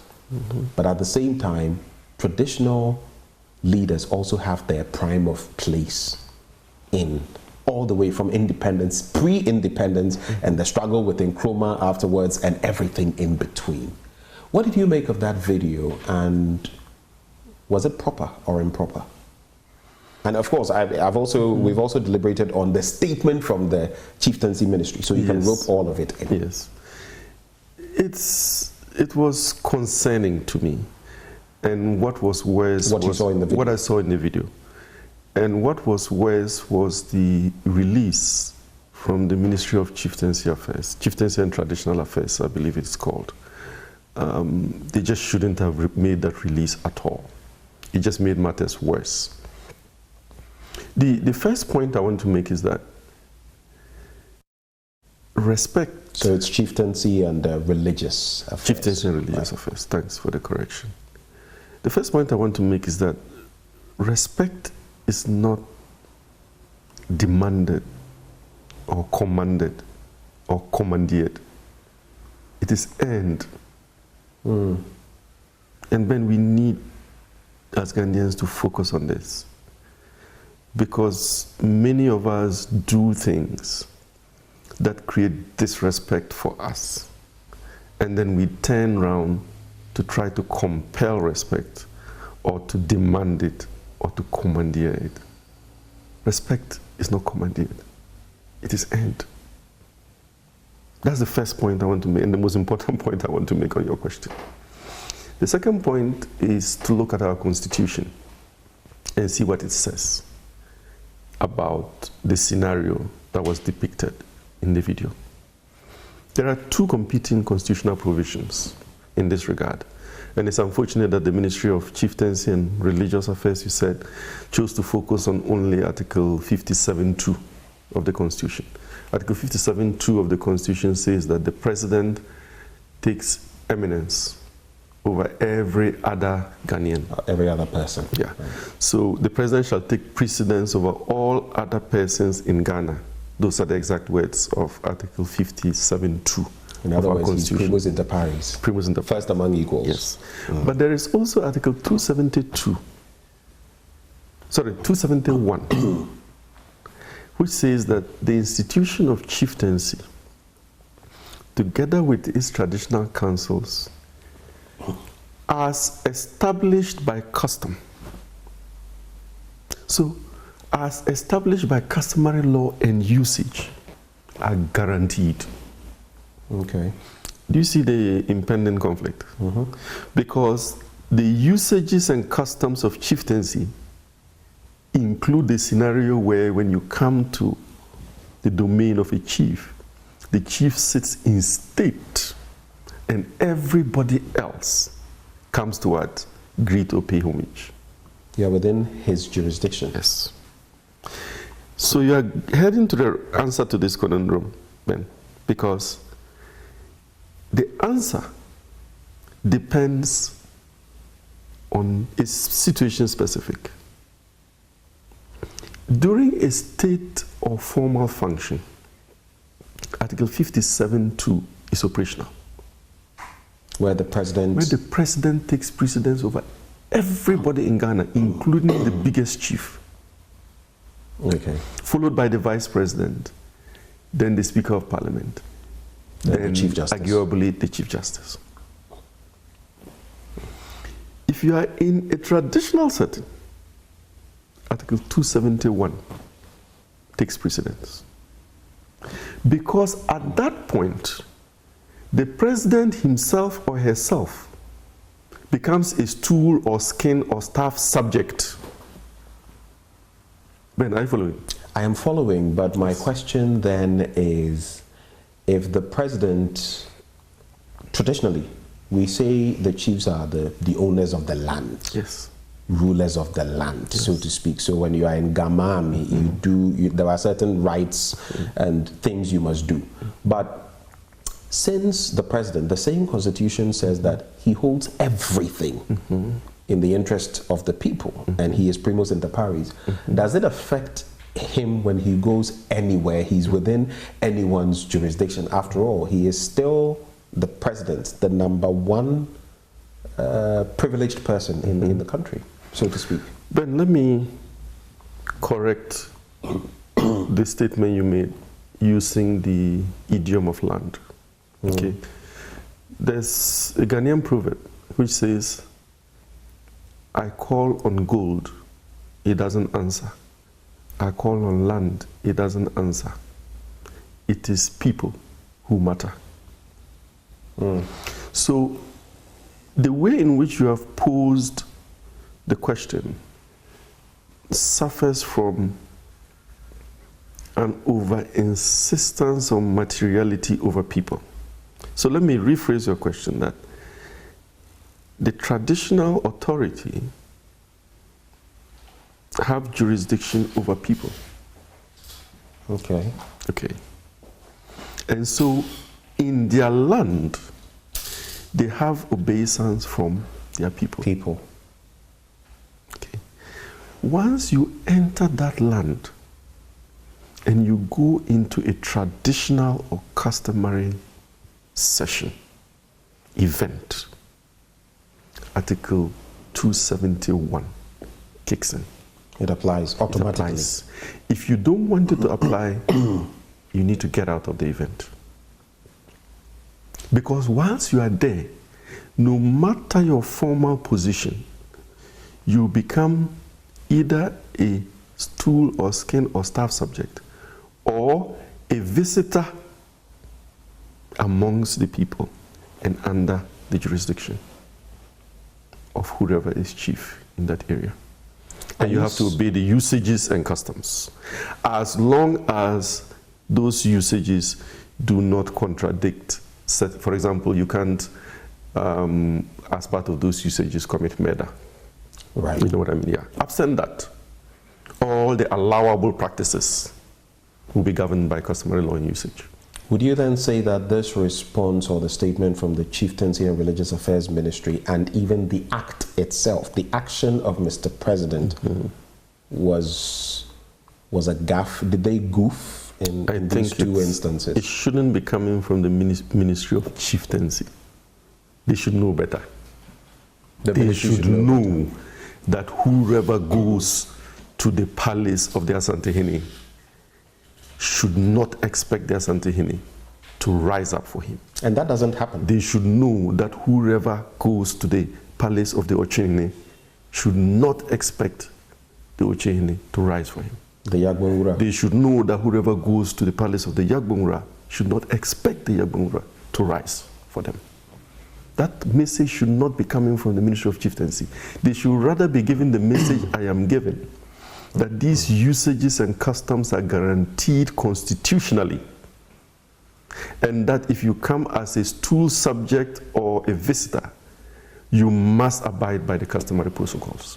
Does this reflect any level of chieftaincy? For example, a paramountcy, maybe a Togbe Apede, or like you said, the Ochehene, or I mean, what is the, or any chief, even a sub-chief? The only difference is the number of people and the land jurisdiction over which the chief superintends.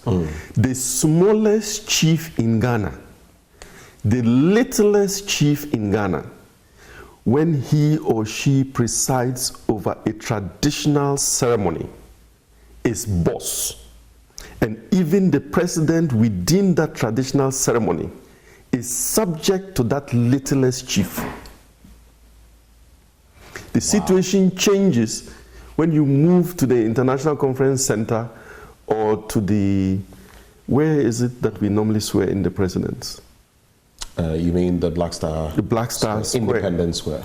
When you go there, no one can take precedence over the president, the vice president, the Speaker of Parliament, the Chief Justice. No, because that is a formal event that comes under Article 57(2) of the Constitution. And at that point, all the chiefs, including the biggest chiefs in Ghana, must rise for the president and the others in that order of precedence. In case you just joined us, we are just warming up. This is AM Exclusive with me, Benjamin Akapa. I'm here interacting with Professor Raymond Atuguba, and he is Dean of the Law School at the University of Ghana. We've been talking about the Ejiso happenings, the context, influence peddling in our politics, and recent events in respect of who assumes what position, the president versus traditional leadership, on the back of the Chieftaincy and Religious Ministries statement. But let's now talk about good governance a bit. The last time I wanted us to go deeper into that. Let's focus on institutions, because I'll take you back to what Barack Obama said. What we need are strong institutions, not strong men. How can these positively impact our society? And from where you sit, is Ghana getting it right in this respect, or are we losing the plot? Compared to our neighbors, which is not very good company right now, we are doing well. But as I always say, this is not the Ghana that Nkrumah envisaged. We are a century behind the Ghana that Nkrumah envisaged. So we are a century behind. We are a century behind. In that respect, we are not doing well at all. Do you realize what you're saying? We are 67. Yes. If you say we are a century behind, it's almost as though we had not attained independence. It was about 33 years to independence. We still hadn't. I believe that we're better off a century ago than now. Under colonial rule. People were happier, healthier, lived more productive lives than now. But that is for another discussion. Vehemently disagree with you. Yes. There are people who love to eat poison for food and are happy doing that, so they will disagree. There are people who wish to drag themselves to health instead of using natural therapies for health, so they will disagree. You always find people disagreeing. But that's for another discussion. Let me go to the question you asked about our governance situation. I think that for our governance to get better, we need to focus on 4 things. Luckily, I've already talked about 2 of them, so I'll repeat them. I've told you for governance in Ghana to get better. 1, we need to implement the recommendations of the Constitution Review report, right? We have that right. The second thing we need to do is to deal with the entire architecture of managed elections. There are 2 more things to do to get our governance right. The first is deal with the debt crisis, and I'll explain why the debt crisis is a governance issue.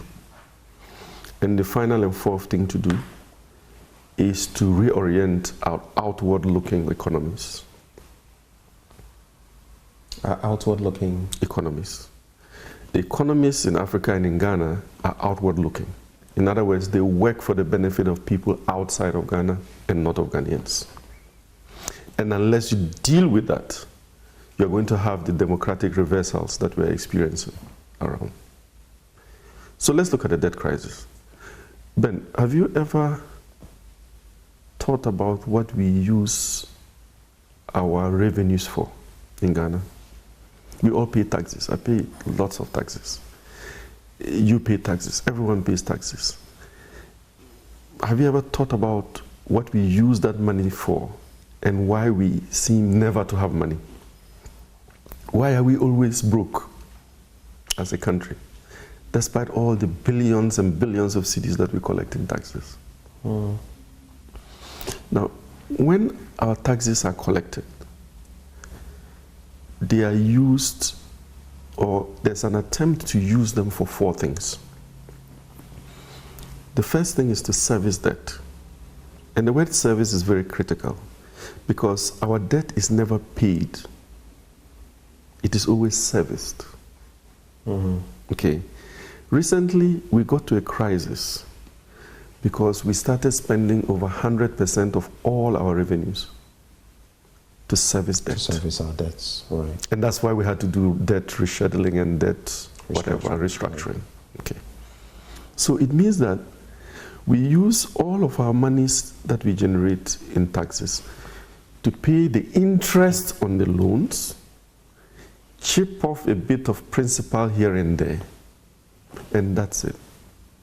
And for most of the time, all the money is finished. So there's nothing left to do anything else. It's like working all the time, making just enough to pay off your debts and take care of your utilities and feeding without having anything saved. That's basically where we are. You don't pay off your debt. You pay the interest on your debt. So let's take it that way. Good. So the debt remains, interest is paid, you move and on, the debt increases. Same vicious cycle. Exactly. After we do that, we now have to pay wages and salaries of government workers, public sector workers. Remember, the money is almost gone or is about to finish. So what do? We go to the banks and mop up all the money they have in bonds and treasury bills, and then at interest. And then we pay workers. If you are a reckless government, you ask the Bank of Ghana to print money. Are you speaking in parables or in open language? I didn't say anything. But you remember, there are 2 items left, Ben. The first is servicing your debt. So you've serviced your loans, interest. You've paid your public sector workers. By borrowing also from the at banks interest? at high interest, yes. Now you have to go to goods and services. Have you ever wondered why sometimes you go to a government office and everybody is sleeping or reading newspapers or sitting down? Because there are no goods and services. There's no ink for the printer. There's no pen drive. There's no paper. And so people paid under item 2 come to work to do nothing. And the only things that move are those that are donor funded. Are you following? So if it gives money for a project in agric or education or health, those will continue going on because the donor money will be used to buy the ink and the printer and the computer. And then there's a 4th item. We haven't gotten to the 4th. The 4th one is the capital expenditure. What you and I are looking to have a better life. The roads, the hospitals, infrastructure. The road where I stay, from our house out to the main road, it's less than 1 kilometer. If you don't want to damage your car, you have to use 15 to 30 minutes on that stretch.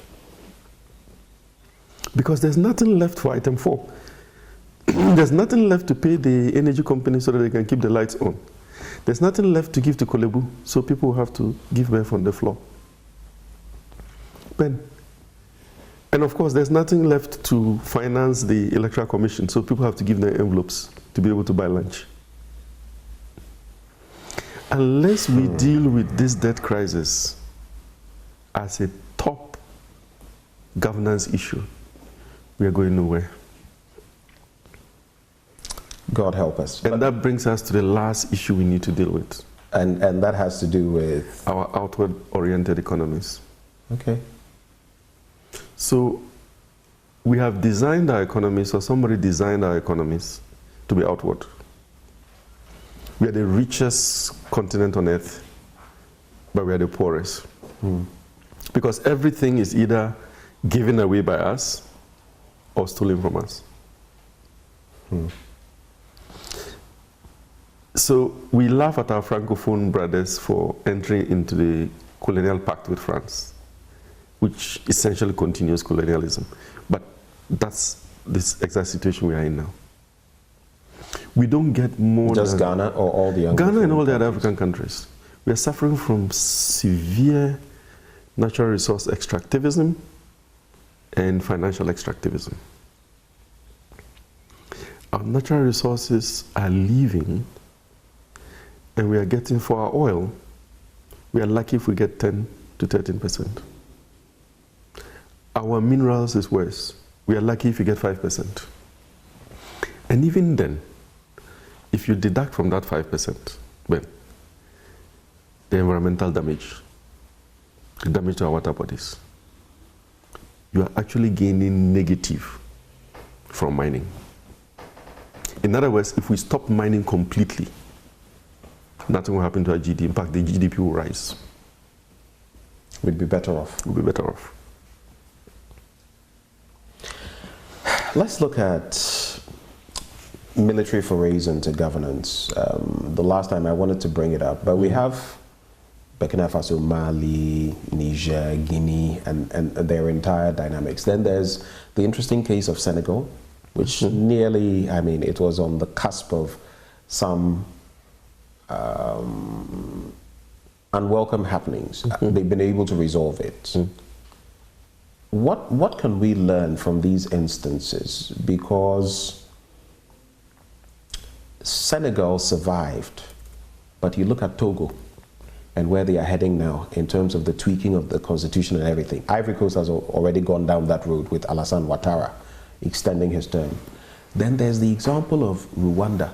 Some would say he's a despot, he's a dictator, but things are working for them. What picture do you see in this respect, and what should work for us on the continent of Africa?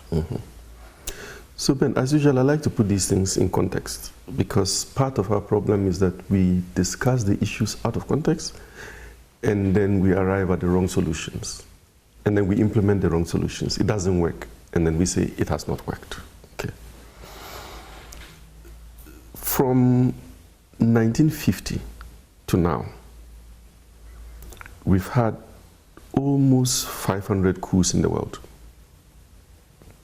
The exact figure is 486 coups, both successful and unsuccessful.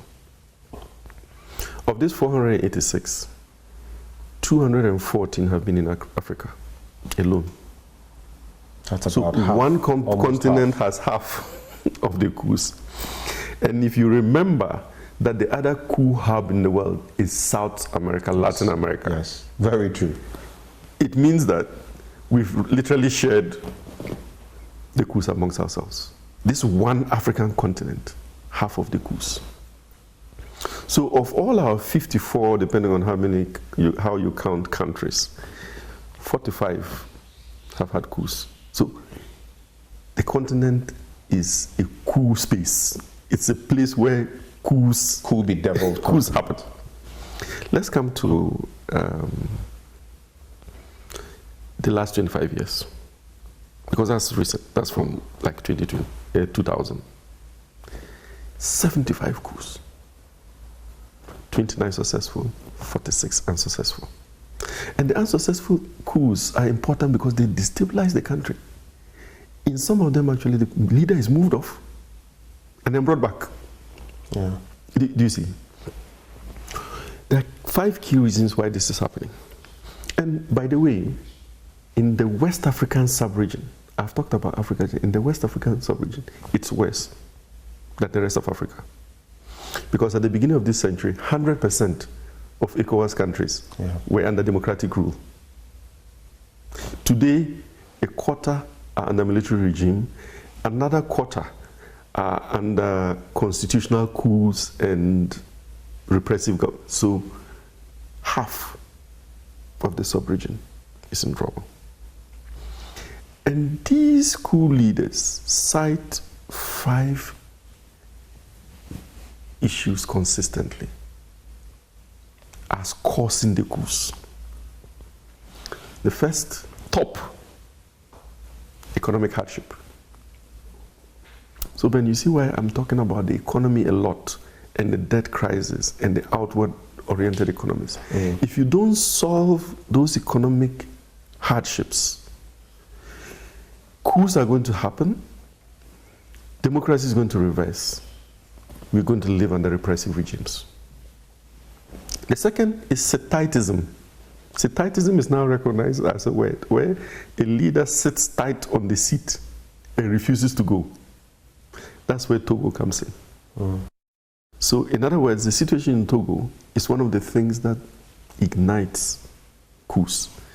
The third is closing of democratic spaces, where in places like Ghana or Mali or Burkina Faso, certain actions of government, of democratic governments, close democratic spaces, and then people react, resulting in a coup.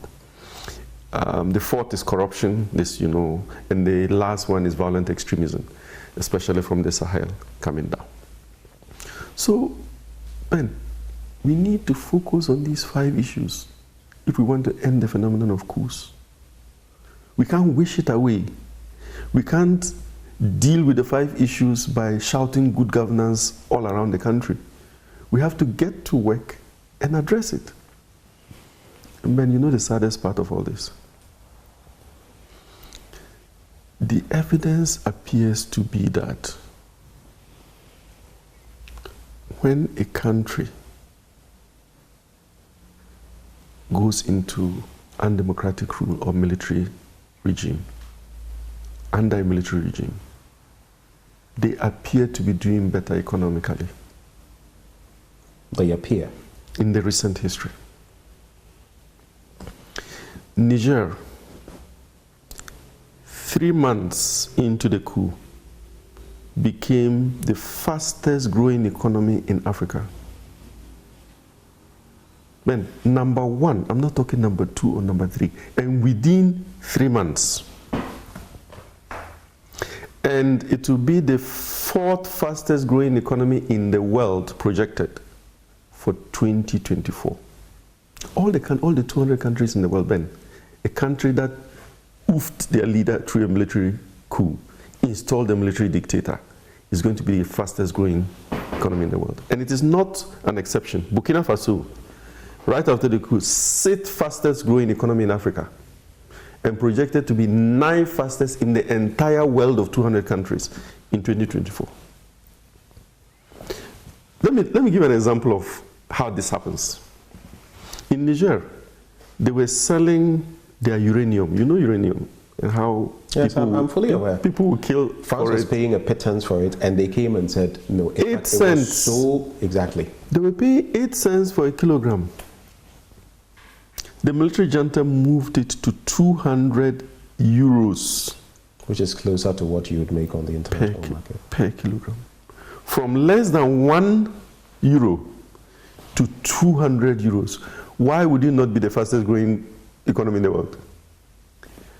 What percentage increase is that? Thousands of percentages of increase in your nominal GDP. So, Ben, the economy, stupid.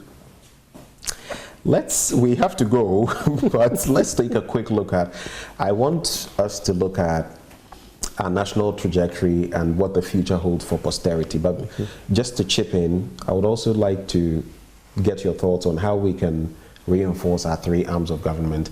There's been too much infighting among them. How do we reconcile that? Then you can give me your final thoughts on what we hold for posterity, if there's any future for posterity. Again, let me start from the broader context. Part of our problem has been to construct 3 arms of government and then seek for them to deliver to us the Ghana we want. We've turned things upside down. We have to first determine the Ghana we want and then see if we even need those 3 arms of government to construct the Ghana we want. But we've taken the 3 arms of government as a given. We must see whether we even need them. Exactly. Let me tell you a few stories in answer to your question.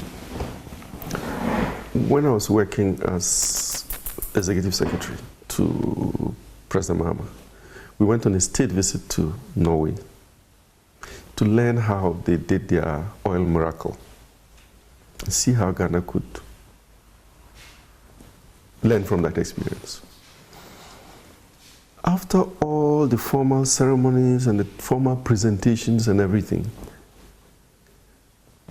I captured the Prime Minister, the then Prime Minister of Norway, at a corner somewhere. And I asked her, I said, Excellency, can you tell me exactly how you did it? She told me 2 things. And the tone. She said, when we found oil, we went and brought the Americans. And then we put them in the front of the bus, in charge of the steering wheel. And then we put our people at the back of the bus and told them to watch. After a few years, we kicked them off and put our people in the driving seat. That was the first story she told me.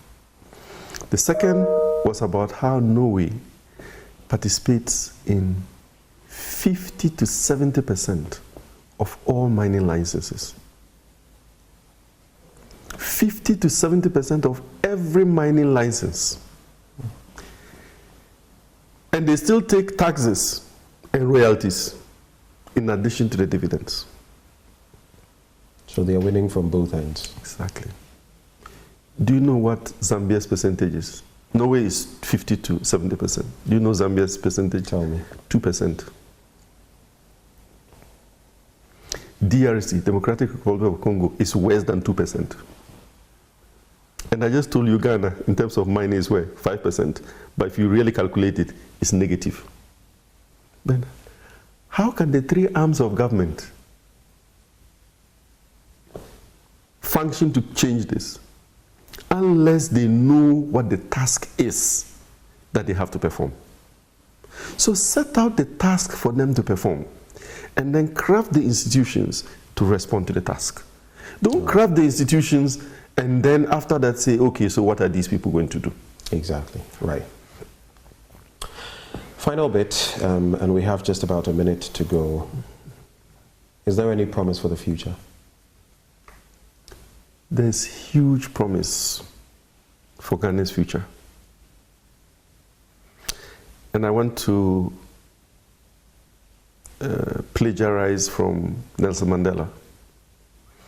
Nelson Mandela said, like slavery, apartheid. Like slavery and apartheid, poverty is not natural.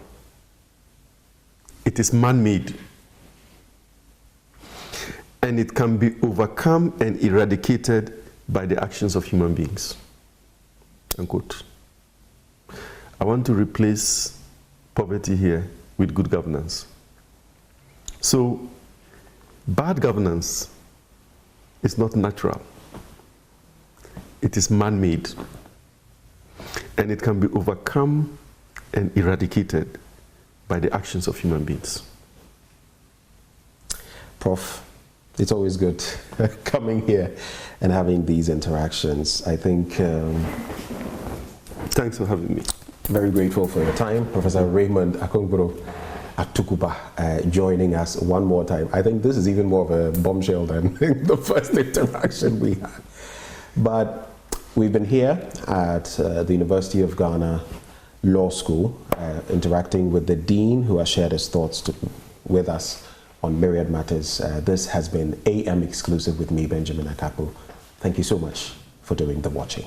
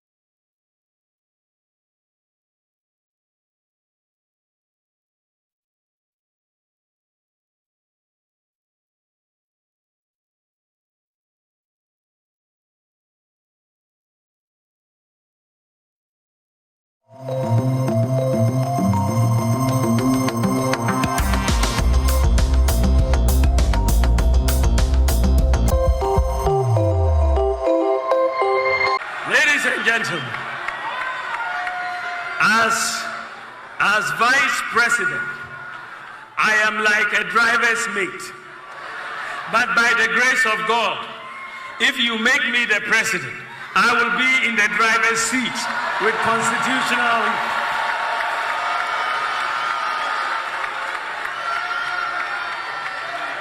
I will be in the driver's seat with constitutionally mandated authority to pursue my vision and my priorities.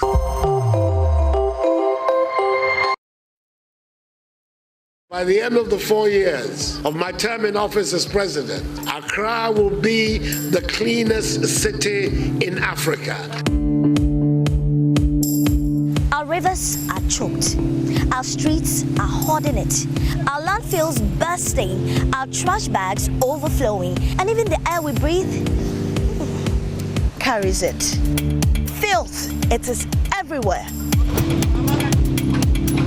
Normally, there is a container here where they put the boiler inside. But right now, they haven't brought the container back.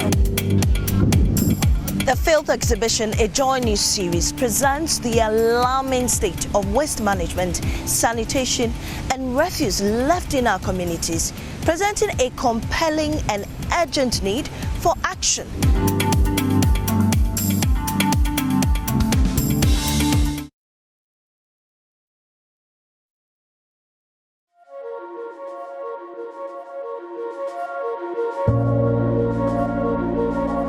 In a land where dreams are often cradled in the arms of hope, there exists a league of unsung heroes. They are the silent architects of change, the torchbearers who illuminate paths where once there was only darkness. From the verdant stretches of our farms to the innovative labs of science, from the warm embrace of humanitarian aid to the simplest acts of kindness, these are the change makers who sculpt the future of our nation, stitch by stitch.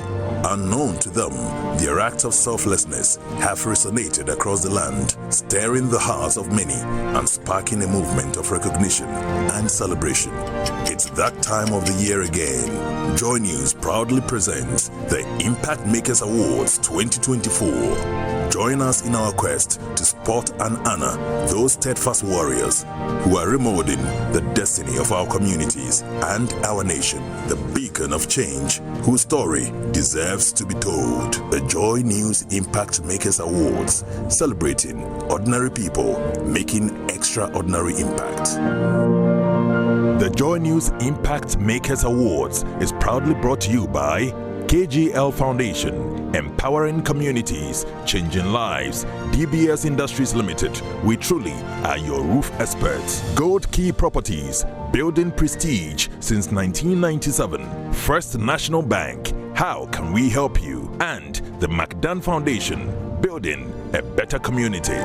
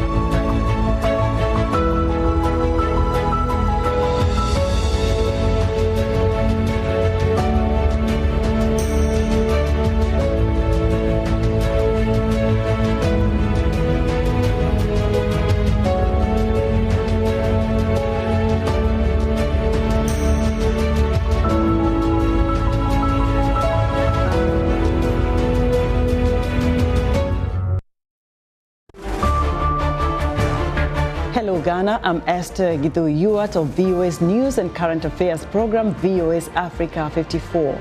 Here for you on Joy News. If you want to know what's trending in Africa's news, business and technology, sport, health and lifestyle, then tune into VOA's Africa 54 for a closer look at the stories Africans are talking about around the continent.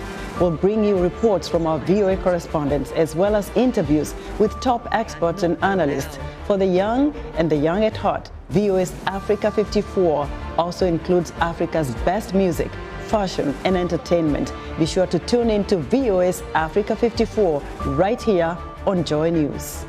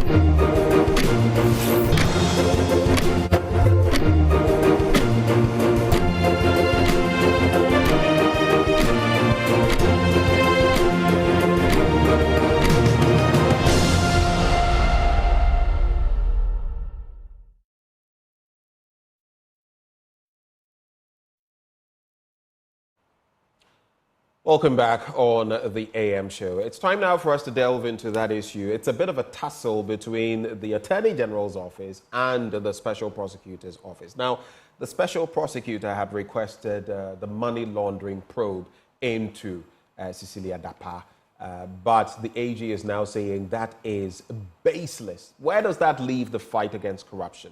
And is the fight against corruption being stampeded by the very custodians, the very people who say, we want to fight corruption? Well, we'll get into the details with our guests, but in the studio with me is Sweetie Abochi. We're also joined by Mary Ada of the Ghana Integrity Initiative, and we'll also have Vitas Azim, an anti-graft campaigner, joining the conversation. But let me start with Mary Ada. You have been integral in the work of the Special Prosecutor. You've been on the board and all of that. How do you react to this response coming from the Attorney General? Thank you so much, and good morning, Ben. Good morning to the other colleagues on the show this morning. Sweetie Abochi is her name. Particularly my boss, my former boss, Mr. Azim. I would want to say that even though it's very disappointing, we didn't expect anything different. My only point of regret is the fact that Yoko, we know, works under the AG's office, and so they would want advice from them. But I was expecting as well that they would carry on to such a time that when they needed advice to proceed to prosecution, then they would do this. But then it is what it is. It is very unfortunate. Let me not mince words at all. The impression this is creating is the fact that we can always get away with anything, particularly when it comes to issues around allegations of corruption, because we would use the weaknesses in the regime or the legal regime to get away with them. And this goes to confirm what the president said, because he was speaking from the point of view of authority, that perhaps our laws were not robust enough. And so when he was clearing Cecilia Dapaah, he knew where he was coming from. So it's sad, but it is what it is from our current legislations and our current works. Unfortunately, we were believing that Yoko could have taken this up from another angle when you look at their law. When you look at sections 1(3) of the current anti-money laundering law, you'll see that they could have done a lifestyle audit to also establish. But then there are other issues we can be speaking to as we go forward. So let me ask you this. You said some very interesting things. You just suggested that from where you sit, Yoko could have done more. The question is, why not? You have said here that you didn't expect anything different apart from what has happened. The question is, why? Again, you say that you are disappointed. It all feeds into a certain picture. You saw this coming and you realized that the rhetoric was not going to match the fight. Is that what you're saying? Certainly, looking from the point of view of this report that we have from the AG's office, if you look at what it has said, it says, one, that the Yoko did not receive a copy of the report on the OSP's investigation. Again, they did not disclose the basis of the suspicion of the commission of the offense of ML. Again, they did not share the collaborative report as to what they did with the BNI, which informed their conclusions that Yoko was the best fit to carry out this investigation. And then, if you look at, so the point is that if this was supposed to be done, then how come we didn't all the information that was necessary to allow the Yoko to stand on a firm basis and initiate this investigation from a very informed perspective. Let me concede that was not a negative effect at all if the investigative body like Yoku, who has the powers to initiate the lifestyle audit per the allegations that were made. I don't know why Yoko also didn't pick this up and they didn't do it. And so that is where we are saying it's disappointing. And then if you look at our law, as we have continuously spoken to, the Criminal Offences Act, it comes in very short when it comes to the issues around corruption, because there are certain behaviors that people would get away from. So that's where we were saying from the initial stages, we knew we wouldn't be surprised at all if something like this comes up. But then we believe that Yoko would do a good job of this by starting with the lifestyle audit, which clearly the Anti-Money Laundering Act provides for when you look at Section 1(3) of it. Would you say that we've missed the opportunity to interrogate this further? I mean, now that the Attorney General is saying there's no basis to interrogate corruption or any criminal activity here, would you say by closing the case, as the special prosecutor did, we've missed the opportunity to actually interrogate this further and also returning the money to Cecilia Dapaah and the husband? So let me also quickly say that the OSP did not close the case. The court order was the one that specifically requested the OSP to return the confiscated funds and others to the suspect. In this case, Madam Cecilia Dapaah. So the OSP did not do it on its own, but on authorization of a competent court of jurisdiction. So for us, we do not say that it is the OSP who closed. But then there are always opportunities.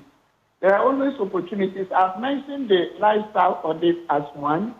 And then the Attorney General's office itself requested or directed the police to, at the time, institute investigations that would be on some of the matters. And I know for a fact that they are continuing, unless, of course, they say they have also come to conclusions which we haven't heard. I know for a fact that the police are also investigating. And this does not close the docket conclusively. It's not a court which says so that you would say they cannot reinitiate this. If there is hope, and we are telling Yoko that they can do a lifestyle audit, we are saying that the Attorney General could also even institute that if the OSP does not have jurisdiction over this. This is very important for the citizens of Ghana, because if we continue to chart this path, then what we are saying is that people can go on, do what they want, start cash in their home, in envelopes, in little bits of it, without explaining where they get it from. They can get away with it. And this is not what the president promised the people of Ghana. He promised the people of Ghana to fight corruption and fight it like the Constitution put out in Article 35(8) when it stated that the state shall put in steps or measures to fight corruption and abuse of power. Right. So we believe that a lot more can be done, and the institutions of state should take a cue, because I believe citizens deserve better than what has happened so far. All right, Miranda, please hold for me. Let me now bring in Vitus Azim, who is an anti-corruption campaigner. Vitus, from where you sit, how does this sit with our fight against corruption? The Attorney General is saying there's no basis for any criminal activity or to even interrogate or investigate any crime here. How does this sit for our fight against corruption? It defeats the fight against corruption. And that's what I've even said, that nobody's fighting corruption in this country. We just speak about it. We're not fighting corruption. The matter did not need to go to the Attorney General at this stage. EYOCO could have just even put aside the referral of the Office of Special Prosecutor and investigated this matter on its own. It is when the EYOCO has gathered the evidence and now wants to prosecute that is supposed to send it to the Attorney General for his advice. So for the Attorney to say they don't need to investigate, I don't think there's a basis for that. Well, let me say I'm not a lawyer, but I think that they were jumping the gun because we are not fighting corruption. EYOCO needed to do his investigations present that to the Attorney General, but not to just use the referral from the Office of the Special Prosecutor and ask for advice. They're a technical body that should have known what to do and not just will depend on the advice of the Attorney General at this stage of the investigation. Now, if I may just ask, some would say that some of these actions fly in the face of the fight against corruption. I don't know whether you would agree, but is this another justification for decoupling the office of the Attorney General and Minister of Justice, so that the Attorney General can go ahead, play the role representing government in legal matters, and the Minister of Justice can then, in such instances, represent the people? Is this yet another justification for the decoupling of that office? It has always been a justification for decoupling the two positions. And see, unfortunately, when this president was in opposition and campaigning, he promised to decouple the two positions. But then when he came to power, he said, it was a constitutional it required a constitutional amendment. And in any case, one wonders what prevents us from carrying out a constitutional amendment to ensure that those positions are decoupled. So it is a strong justification that the Attorney General is a politician appointed by the president, owes his allegiance to the president, and also some loyalty to his or her colleague political ministers or appointees. And that's what makes it difficult for the Attorney General to actually do his or her work. We need a really independent public prosecutor who is not a politician. We have the special prosecutor, and that brings me to that question. Has the special prosecutor's office, or the office of the special prosecutor, has it also lived to expectation in this matter? Because guess what? The Attorney General states that there was a request for advice by EYOCO on the matter. The AG's office, in a letter dated the 25th of April 2024, and copied to EYOCO, said it found that the OSP did not submit the report on its collaborative investigation to EYOCO. Additionally, the office noted that the OSP had not responded to EYOCO's request for its findings. Should we lay some of the blame at the doorstep of the Special Prosecutor's Office?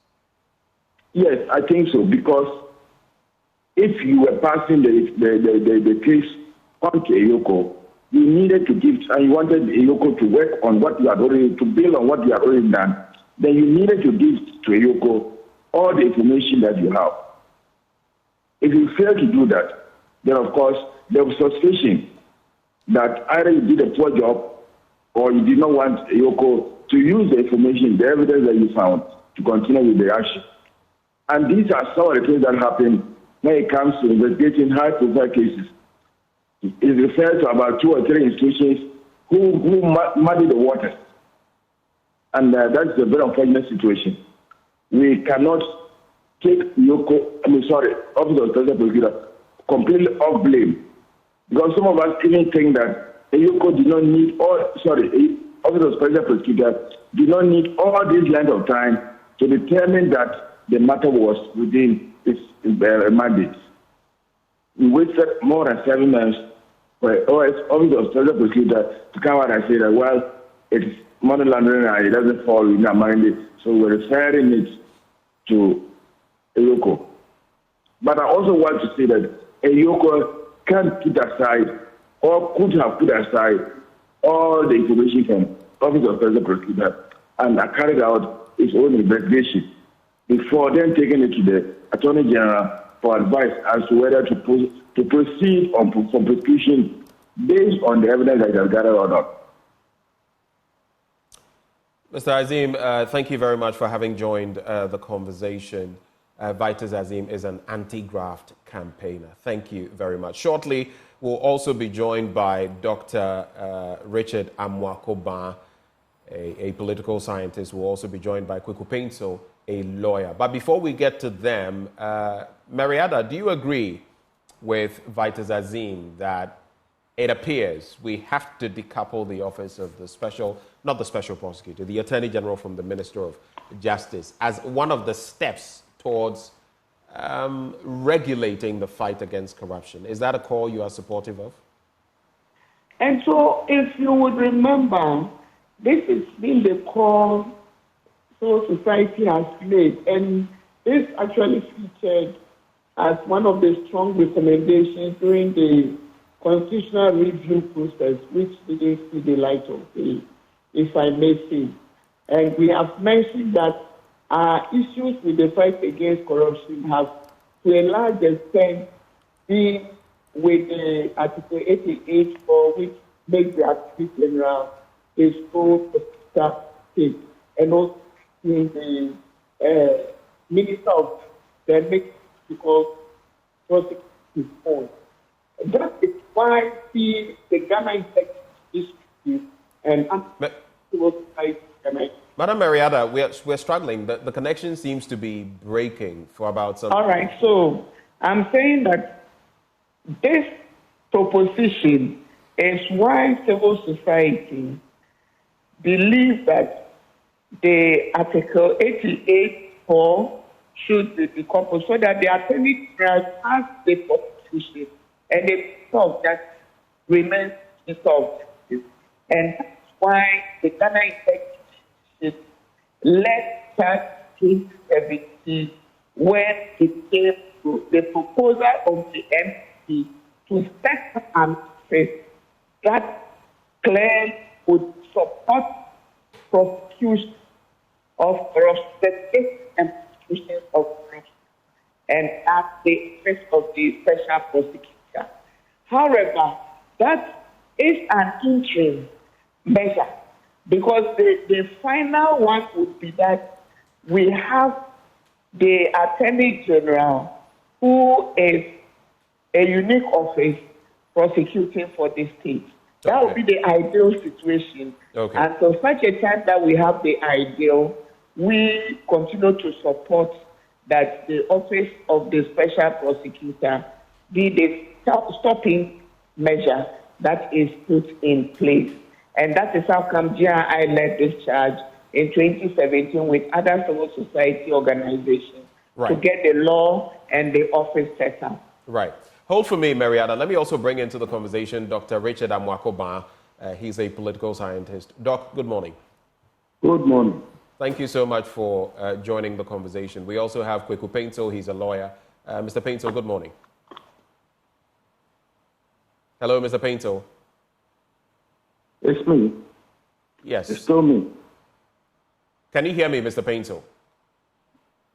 You have to unmute if you can. You have to unmute, Mr. Painso. Whoa. Yes, sir. Good morning. I'm sorry. That's fine. That's perfectly fine. Just hold for me, Mr. Painso. So let me bring in Dr. Richard Amwakoba. You have followed the issues, and now the OSP's request for that money laundering probe against Cecilia Dapaah has been jettisoned. The AG has directed IOCO not to comply and that it is baseless. Your reaction? It's just unfortunate, amazing to say the least. The person who is supposed to protect the nation is the one who is joining the looters, as you say. It is not appropriate. He has not said one thing that protects the state. At least he should be talking about tax evasion of such an amount. Has he said anything? Nothing. And then his counterpart is the one doing the work. Instead of helping him, he is putting impediments in his way. Where did the lady get the money from? That's the first question. It's an obvious question. You don't get such an amount of money selling peanuts on the street or having funeral donations or anything like that. And yet, you don't ask such questions. Money laundering is not just an expression in English that shows that somebody is claiming money. It has a connotation of criminality.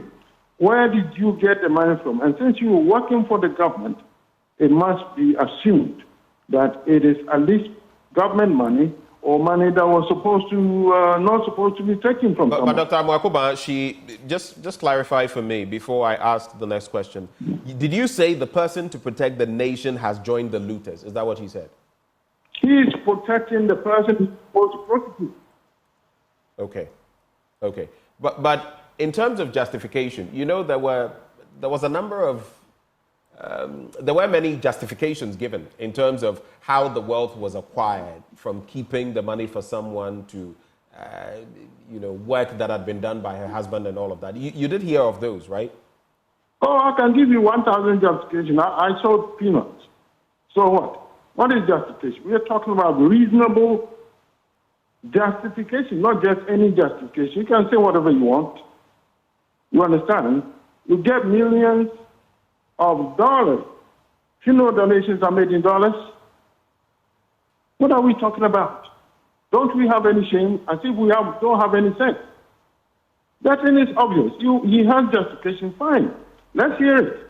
Is it reasonable? Is it reasonable? That's the simplest question you can ask. No, it isn't. And if you got the money, say, from Galamsey, that's possible that you can make that much money, but it's still illegal. We're not talking about any of that. What are we talking about? You are playing here, just making ridicule of the whole issue. What's going on? I don't understand it. The Attorney General is supposed to protect the public purse. He should do it first, even before the special prosecutor. If you are not doing it and he is doing it, why are you putting impediments in his way? What justification do you have? Did they see the money? Look, let me tell you this. Legally, money has no rights. You understand? Money in itself has no rights. If the police stops you and find a lot of money in your car, they ask you where does the money come from, and you are not able to substantiate where it comes from, they can seize the money. Take it to the police station. I'm not talking about here in this country. They will take the money and share it. They will take the money to the police station and invite you later to come and substantiate where it came from. And if your substantiation is sound reasonable, they give your money back to you. If it is not, the money is arrested. Then you have to go to court to prove it's yours. If you are not able to prove, it's confiscated. Very simple. But you also can't just hang Cecilia Dapaah because she had the money. Of course, the problem is the interrogation into the source of the money. I'm talking about her money. Her money, not she herself. I'm talking about her money. Cecilia Dapaah gives rise to the money. He's the one who speaks for the money. And since he has not said anything that is justifiable, it's not her money. So the money should be seized by the state?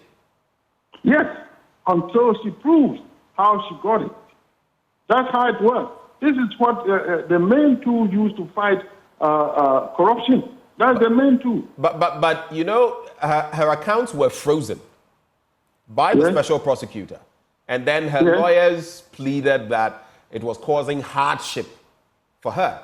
And then the courts ruled that her accounts be unfrozen. That is where we are. That's how we got here. So what? So everything the court says is right?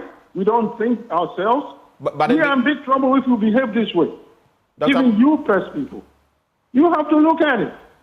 I get the point you're making, but in the end, the buck stops at the courts. No one can take the law into their hands. It doesn't matter. Every decision the court makes is right. Are you saying we haven't seen people taking votes for decisions? We haven't seen it? Have you forgotten? Just because the court has said something, I'm not going to accuse them. Okay, fine. Let's talk about it. Dr. Present your evidence. Yes. It took 7 months of investigations in collaboration with the FBI, the Federal Bureau of Investigation in the United States. And after that investigation, they concluded that they have no basis to probe further, although they suspected a case of money laundering. If it's a case of power play, are you saying that the influence of Cecilia Dapaah and all the other players involved in this money reaches up to the FBI, or have both the FBI and the OSP and now the AG in this advice to Yoko failed us? Oh, please, don't tell me about the FBI as if they have some magical powers. Just because when FBI come and say you have no justification, so-called justification, if you have no justification, show us. She should tell us where it came from. If you have such amount of money in your home, it is no justification because we don't keep such amount of money at the home. It's at the bank. If it's not the bank, that alone gives you right to ask questions, proper questions. So what? We have these agencies, they know everything. All right, please hold for me. Let me now bring in Kweku Paintsville, who is a lawyer. I'm sure you've been following the conversation up to this point. My question to you is, at this juncture, is it clear how we proceed from this point? At least from the letter that the Attorney General has written, I'm not too sure I agree with everything in the letter, but in the concluding part of his letter, he gives an impression that the matter is still with a place for investigation. That is the impression that I get. And that will possibly provide the third avenue or the third link or the third whatever for this matter to be looked into. And that's my understanding of the concluding part of his letter. So we'll say that maybe the story has not ended on Cecilia Dapaah. But besides and beyond the Attorney General's Kweku Paintsville, my apologies, Benjamin here. Because you said, before you go on, because you said you agreed with some of what the AG has said and you disagreed with others, I just want you to clarify before you go on. Which parts do you agree with? Which parts don't you agree with? No, the part that he said the matter is with the police and the police will continue with their investigation suggests clearly that the matter has not been closed fully. In other words, if the police investigation comes up with evidence on the basis of which they can do the prosecution, that will be it. That is the portion that gives an impression that the matter has not closed. But the reasons that the Attorney General has given for somehow closing the part that is before, is it Yoko? It's not satisfactory. I mean, in my honest view, the special prosecutor, it was by a court order that he himself eventually withdrew the case against the Sister Dapaah for the several obstacles that he was facing, including the allegation that his office is not equipped or is not mandated to investigate what he purported to investigate. That's my understanding. That's on the basis of that all the monies that Sister Dapaah had or had been confiscated were given to her. And that's my understanding. That's how the OSP withdrew from the matter. Then he transferred the case to Yoko. And Yoko purported or not purported have written to the Attorney General seeking advice. Now the accusation against the OSP is that he did not deliver together with the reference or the evidence that he had gathered up to that point. That cannot, in my view, be a proper reason or proper argument for support of the recommendation to the Yoko not to proceed with the matter. Because Yoko, once they are seized with the matter, in law, you start what we call prima facie. Prima facie is just elementary. In other words, anything that raises a suspicion. And I associate myself with the comments of the last speakers on this issue, that if you found $1 million with me, I'm a lawyer, fair enough. But I just can't own that $1 million because you found it with me. I have a duty to demonstrate that I earned that $1 million, to show the record, show the account, show what sources from where the money came. That is how this business of money laundering at its basic definition. That's how it operates. And anybody can own anything, go about. The burden shift. Once the money is found with you and the suspicion is with you, have the burden. It's a strict liability offense. And you must demonstrate how you got the money. You don't get the money because the prosecution is unable to prove that, you took off a particular source. So let's get back. You asked me a specific question. So the point I'm making is that with regard to the Attorney General's advice on the reason why he thinks he must dismiss the case before Yoko, I don't think it's proper. Yoko has a duty. You cannot blame the special prosecutor for not placing all the evidence. Maybe somebody does not. Somebody does not want to prejudice your investigation. If I do an investigation, we're entitled to everything that's on the record. One would reasonably have expected that the OSP would have added whatever evidence that he had. But if he did not, I will not fault him. If he did not, there's nothing in law that compels him. It's possible that he wanted you to do your own investigation, come to your own findings, and come to your own conclusions. So nobody really can make an issue of what the OSP did or did not do. The real issue is, once the matter has come before Yoko is bound by law and is on the duty to conduct every investigation that is entitled to hold. And the basic, for me, is how did this woman come by that money? That is the basic. In law, it's a duty you owe. You, everybody, including you, sitting there. If we come to your house, we find more money than your salary gives you, it's a reasonable distance to start investigations. Right. Kweku Pencil. So are you saying, therefore, that we've missed that opportunity? And I asked this question to Madam Maria Daeli. I'm asking you the same question. Now that the money has already been returned to the suspect, Madam Cecilia Dapaah and the husband, are you saying that we've missed the opportunity to probe the source of this money in the ongoing investigations by Yoko, even on the back of the advice by the Attorney General? Not at all. We have not missed the opportunity. The law is quite clear on this matter. The fact that the money was found, if the matter has to go on, they have to justify how they came by the money. And the mere fact that the money has been released to them, if they spend it or if they somehow find a way of vanishing it. And I'm referring you to the case of what do you call it?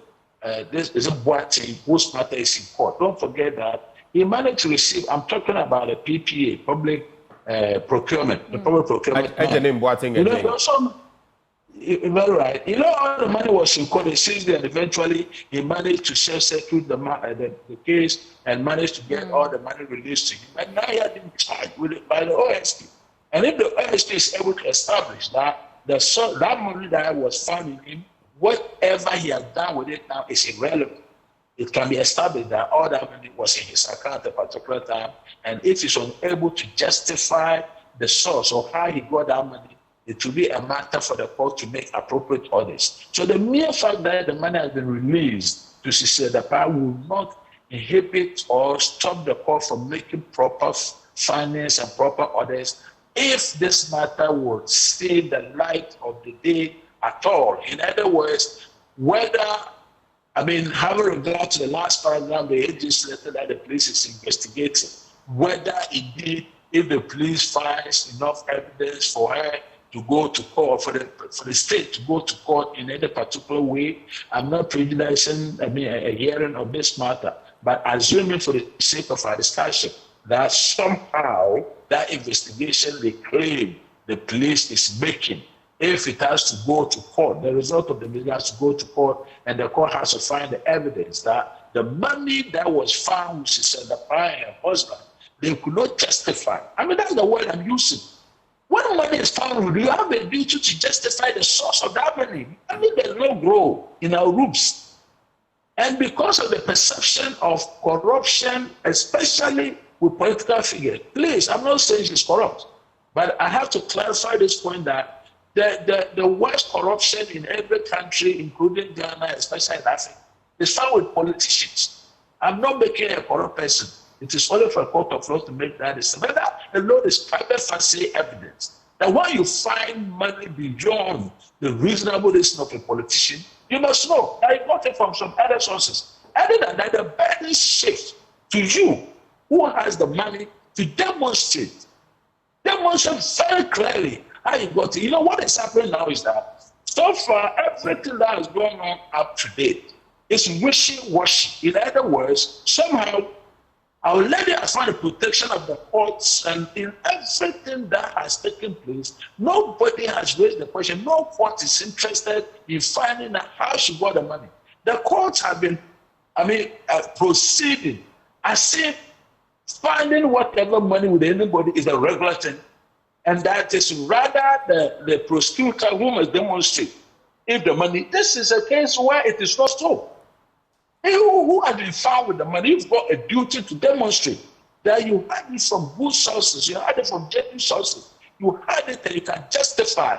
Other than that, that money, in my honest view, that money should not have been released to her except on the occasion that the OSP withdrew the case against her, and at that time, no charges have been filed against her. Right. But I don't want to go on that time. Mr. Yes. Painter, so I completely get what you're saying, because even we sitting in the studio fall in that same category, politically exposed people, yes, to some extent.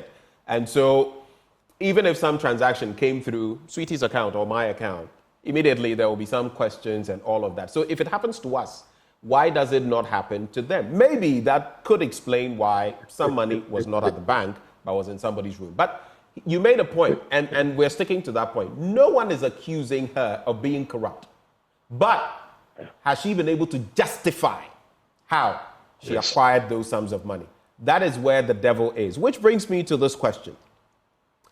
If then you look at it, do you agree that if she cannot prove justifiably, the reasonable man cannot assume that what she's saying is justified in terms of the source of the wealth, then the state should clamp down on that wealth? There is clear law on this matter. All the laws that we are quoting on everything that we have said clearly demonstrates, clearly shows that nobody in this country can have access to money that they cannot demonstrate how and where he or she got it from. There are enough laws in this country.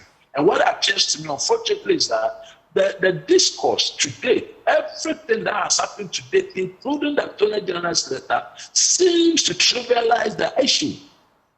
Seems to trivialize that issue.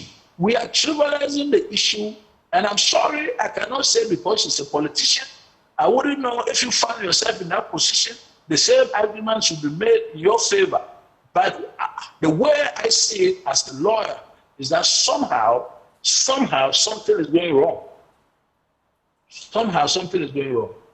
And all this discourse and all these long letters about the terminating this matter. Come on, with the OSP, he has given you what he has. Investigation about this serious matter is only based on private fancy. And even I'm talking about Yoko. I cannot even see what they were looking for, that they write to the Attorney General. Were they writing for advice or what were they writing? They do not know that the basic level that if they were, as far as so the Attorney General said that they requested the OSP to deliver, so he did not. And so what? You mean you can't start your own investigation on the same matter? Could the reason, could the refusal of the OSP to deliver and actually justify why the OSP may want to do that? Because he wants to give a fresh opportunity for you to start your own investigation from the beginning without prejudice from what his office has found, which may be said, having regard to the history of this case, that it may taint your own view of the matter. So I have a difficulty appreciating or understanding how and why the Attorney General will make that remark that the OSP did not cooperate with them. What is he supposed to cooperate with you for? He went to court and the court threw him out. He has been done well by sending some materials to you. And that material, those materials, if they are not sufficient, come on. Right. You got a whole state apparatus to assist you. So I mean, personally, as a Ghanaian, I'm not too sure I'm satisfied. And as a lawyer, I think that what they are doing is wishy-washy. All right. Let me bring back Dr. Makoba. Dr. Makoba, Kweku Pensoli says something is wishy-washy, something is not right. My question to you is, do you get a sense of some sort of influence or power play in this case?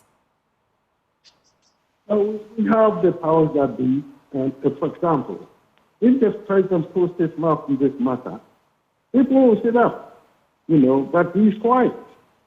He's a lawyer, he knows what's going on. This money laundering issue, this is the number one method of stopping it. Proving where you got the money from or lose it. In the U.S., people lose their whole house, homes, Because you can't prove where you got the money to buy it if it comes up. It's not that the police going to run asking everybody where did you get money. No. But if your issue comes up, and that is a legitimate question, then you have to prove it because you've been involved in other criminality. Well, you lose the help. It's very simple. If this is a legitimate money, why can't you show us where you got it from? That's a very simple question. Is it hard to understand? You did some work here, you have papers, that will prove it.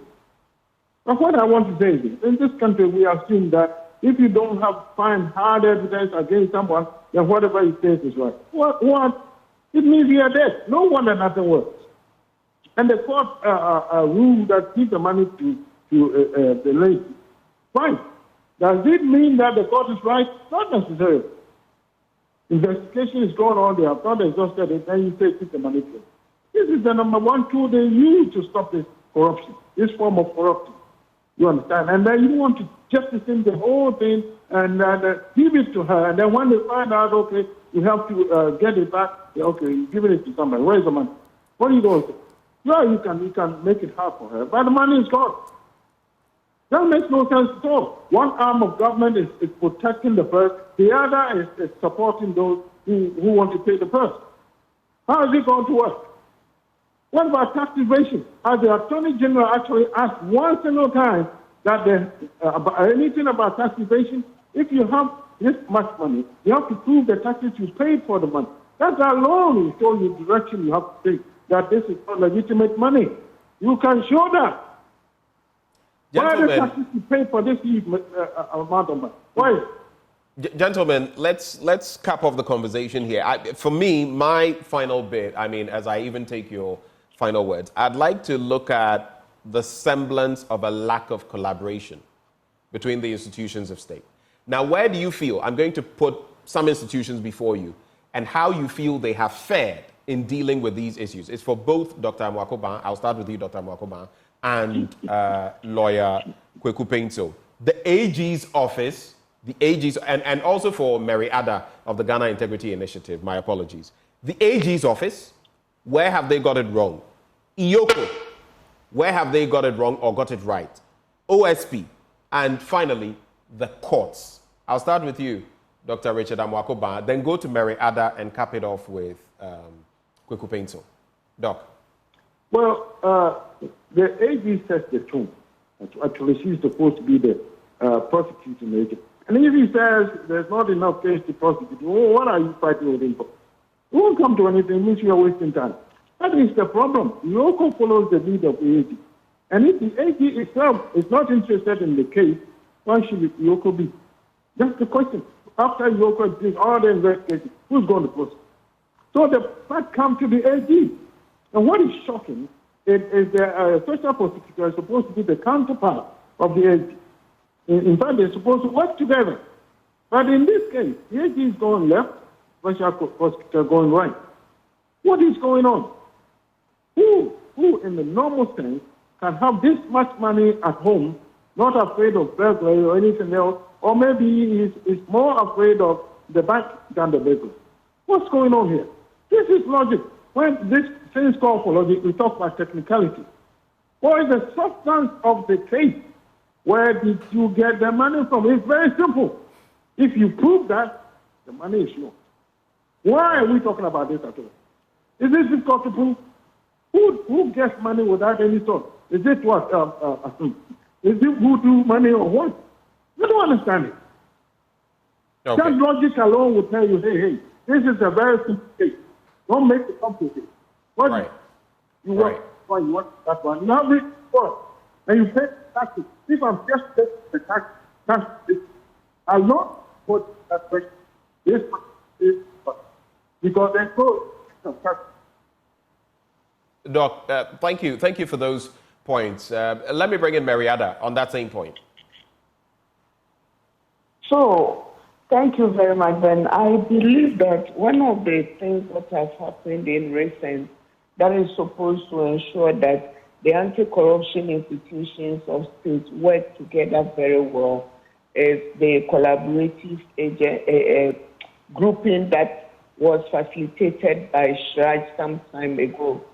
And I know for sure that the Office of the Special Prosecutor has also come on board recently. So what is it? All these institutions are supposed to be serving a certain interest with very distinct mandates. Sometimes some of them look alike, and so you'll see that there are issues of theft wars and others. But that collaborative space was to ensure that they understand each other, they know what is happening from each institution's point of view at any particular point with an investigation, and then they look at who has more of the capacity to take up that issue. And so there have been issues where the police is investigating, the OSP is doing same, the Yoko is doing same, and maybe Shrag as well doing same. These institutions should look at who has more capacity to be able to take up that issue to get the results that the people of Ghana need. At the end of the day, we are talking about what would happen or who will get the best results out of all of this for us. So for us, we do not want to say that the Attorney General is a last resort, and that's why Yoko should, for me, I believe, go to the Attorney General after they have investigated, and then they want advice on how to proceed. The Special Prosecutor is there to deal with issues on corruption and corruption-related offenses. Yoko is there to deal with issues with financial crime and money laundering and countering terrorist financing are part of it. So let's have clear distinctions when these institutions are working. But let's see them work more collaboratively together through this collaborative mechanism that has been set up. Work on issues, meet, discuss, and take up the issues from there. And then we will be seeing some results. Otherwise, we'll continue to see this, people checking their responsibility when things go bad or when they believe that they cannot make any gain when it comes to the court system. And I think that this is a very good platform that we should be using. There we harness our synergies, we capitalize on the various trends, and then we sharpen the edge of our investigations and get better results for the people of Ghana. Marietta, thank you so much. Let me now bring in finally Kweku Painto. You have the final word on these institutions and how they are fared in dealing with this matter. I'll talk about that. Then I'll put things in perspective. You will notice that this case first came to light because Dapaah herself took May 7th or whatever to court for the alleged stealing of this fund. That's how this matter came to light in the first place. Right. Question is, up to that time, at 3 months or so, they claimed that the incident had taken place. What was our prosecutorial offices doing? All of them. That's point number one. Number two, the first person ever to comment on this matter was when Cecilia Dapaah. After this expose, she tendered her resignation and took the President of the Republic to commend her for her work and to say and to hope that she will leave this matter unscathed. That was an unfortunate remark. Then SFO came in, and of all the people, I would like to commend SFO. I want to be very straight on that matter. They did, is it SFO? I'm talking about Ajabe's office. They made every effort and they did all what, in my view, a reasonable prosecutor ought to do, except that at every stage of the matter, they were stopped by the courts. And indeed, and in fact, as a way of commentary, I still cannot find the justifiable or legal basis for the court's effort to stop Ajabe at every point. And of all the state institutions, I think the worst culprit is the Attorney General. Because in spite of the differences, in spite of definition as to who must do what, I believe that the Attorney General has got enough power under the Constitution to initiate and to do and supervise all the investigations of crime that are happening in this country. And I would put the Attorney General as the worst culprit in this ongoing saga. And we hope, as the Attorney General himself has said in the concluding part of this letter, that the matters with the police. I'm hoping that he's having a direct eye with the police service to ensure that they bring a report that is, sufficient enough for them to determine the next course of action. Ghana, everybody is watching, as people will say, with eagle eyes to see what is going to come out of the police investigation. And this investigation is being done against the background of what Yoko has, Special Prosecutor has done. Yoko did nothing. In fact, after Attorney General, maybe Yoko is the worst of all the culprits. That's the way I would put it.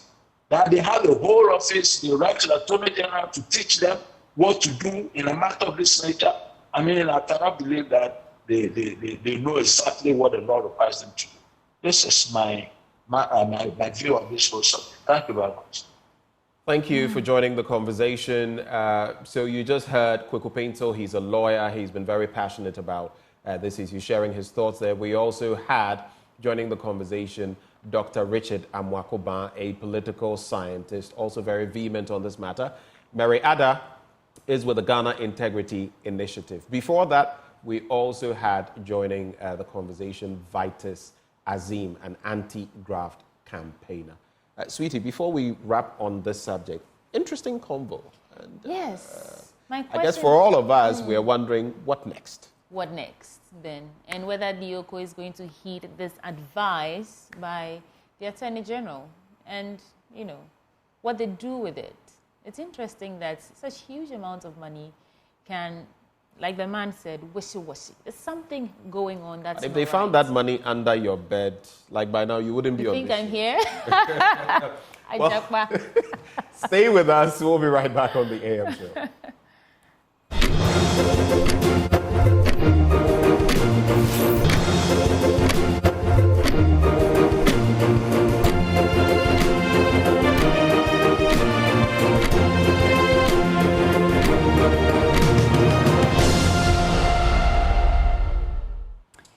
Here we are. Yeah. Welcoming our viewers back. Some of the conversations drain you. Yeah. We have to have these conversations, but sometimes when you're sitting here and you're having them, you're either angry, drained, frustrated, but we must stand in the gap for the ordinary people. But time now for us to usher in our viewers to join the conversation. But even before we bring them in, I must say, Benjamin, that interview was great. I enjoyed listening to the conversation. I was telling you even about how he concluded by saying this, a lot of hope, or huge hope for Ghana, even in the face of all these issues but not with the crop of leaders we are currently seeing. Misleaders that we have. But, well, this is where we throw the ball to you, our wonderful viewers. Join us on the conversations. The phone lines are on your screen. Call us on 0302-211-691 and share your thoughts with us. And, I'd also love to hear from you about the power situation in your neighborhood. You remember I spoke to Prof asking him about his power situation. He said even the night before, they had showed him some small. So we'd like to find out. We want to monitor, especially on the back of the ECG board chair's comments, that, listen, in a few days, it will come to an end. This is about day 9 or day 10 after he said that. The president has also said Doomsaw is over. Or, wait, he didn't use Doomsaw. It's a the thing Daily of the Guide past. says Doomsaw, but Mr. President didn't say Doomsaw and all that. What are your thoughts? There's the Ejiso situation. What are your thoughts? The discussion we just had in respect of Cecilia Dapaah, Yoko, the AG's office, OSP, the courts. What are your thoughts? Share them with us. Call 0302-211-691. Ganiu from the Upper West region. Welcome aboard. Upper East region, rather. Okay, Ganiu from Upper East region. Welcome aboard. What's up? What's on your mind, Ganiu? Ganiu, don't listen to us on your television set. If you do, there will be a delay. Just answer us on the phone, please. Else there will be a delay. Oh. Okay.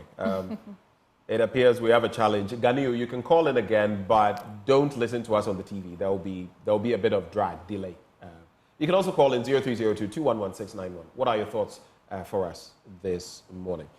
There's also Labour. and everything in between. May Day, you spent May Day chilling. You were feeling Did I? Did I? Oh yeah. But you said it this morning. You were chilling. I took a rest too. In the Ashanti that was region, all. ECD workers walked out when Simon Osei Mensah, the Ashanti regional minister. How did that make you feel? How was I supposed to feel? I felt like people are starting to show our leaders that we have some power over you now. So demonstrations, walking out, and the man was saying that we'll stand out here. After his speech, we'll go back and enjoy the show. So they're just telling you to your face that we have no sort of relationship with you until you apologize for the disrespect of the law and us as workers just doing our job, and then you arrest our manager for what? But we have another caller on the line. Ernest from Sogakofe. Okay. Hi, Ernest from Sogakofe. How are you doing this morning? I'm doing very fine. Great. What's on your mind? It is very hard. I think right now the country is in a total mess. Everything is just crumbling down, and you have the feeling as a youth that there is no hope. Like you don't have a future in this country. I think it's very sad. It's very sad. You look at like 5 years, 10 years, and you are like, what can I achieve in this environment? Every avenue you want to pass something, you see that this is part in you. They are treating you, and think at least that things are even wrong. Look at the power system. Then you come to education. Everything is in a mess. Education. We are having problem with values. You are proud changing uniform. You have a curriculum note, and then your head is changing uniform. Even the curriculum you have got total. So like these people, they don't have the idea of how to govern country. They are some kind of weak people bragging about what they cannot, and then they are taking all of it around. Stop the problem. You cannot express yourself.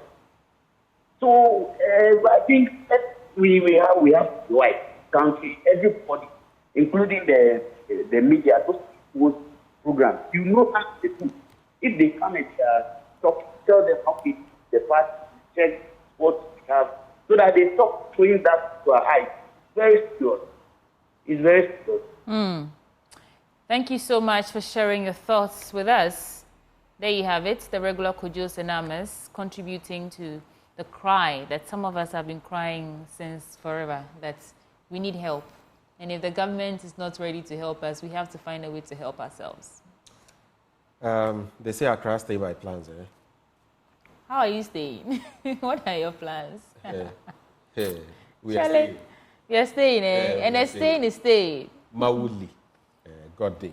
Anyway, we're going to pick our final caller, and then we can get out of here. Hello, good morning. Good morning. Your name and where you're calling from? My name is William, speaking from Dapaah. All right, William, you're our final caller. Briefly, please. Yeah, please. Yeah. Sometimes, as a Ghanaian and as a youth in Ghana, you feel very worried. You hear your president speaking as if he's on a political campaign. It's sometimes bothering the minds of the youth, we the youth. They see the reality, but speaking as if they are not part of us. They are not living in the country where we all live. Sometimes, yesterday, we listened to the president of Saga. Is it not in this country? What is happening? And amazingly, all the institutions that are supposed to be working are still not working. You see easy officials taking money, and people begin to defend it in the wrong direction. In fact, it wonders we the youth. What is happening? And I want to beg you, the media, at least, there should be some proactiveness in the way things are happening. Because if the president we'll talk. Sometimes I just don't know what is happening. And the Electoral Commission was supposed to be neutral. And you will see them taking money in the glare, body light. And the Electoral Commission will come and begin to defend this rod. What is actually happening, my people? We are beginning to, think as if we are not part of this. The leaders. So, the rod and the way the leaders talk, as if they live in a different world. We are there watching them. Right. We are part of them. They should be telling us something different. All right. Thank you very much for sharing your thoughts. Unfortunately, we have to go. Our sincere apologies for that. But our time is up. We have to run, sweetie. It's been a great one. Yes. But we wrap with our photo of the day. And there you have it. Oh, that's a beautiful one. So we're still on the...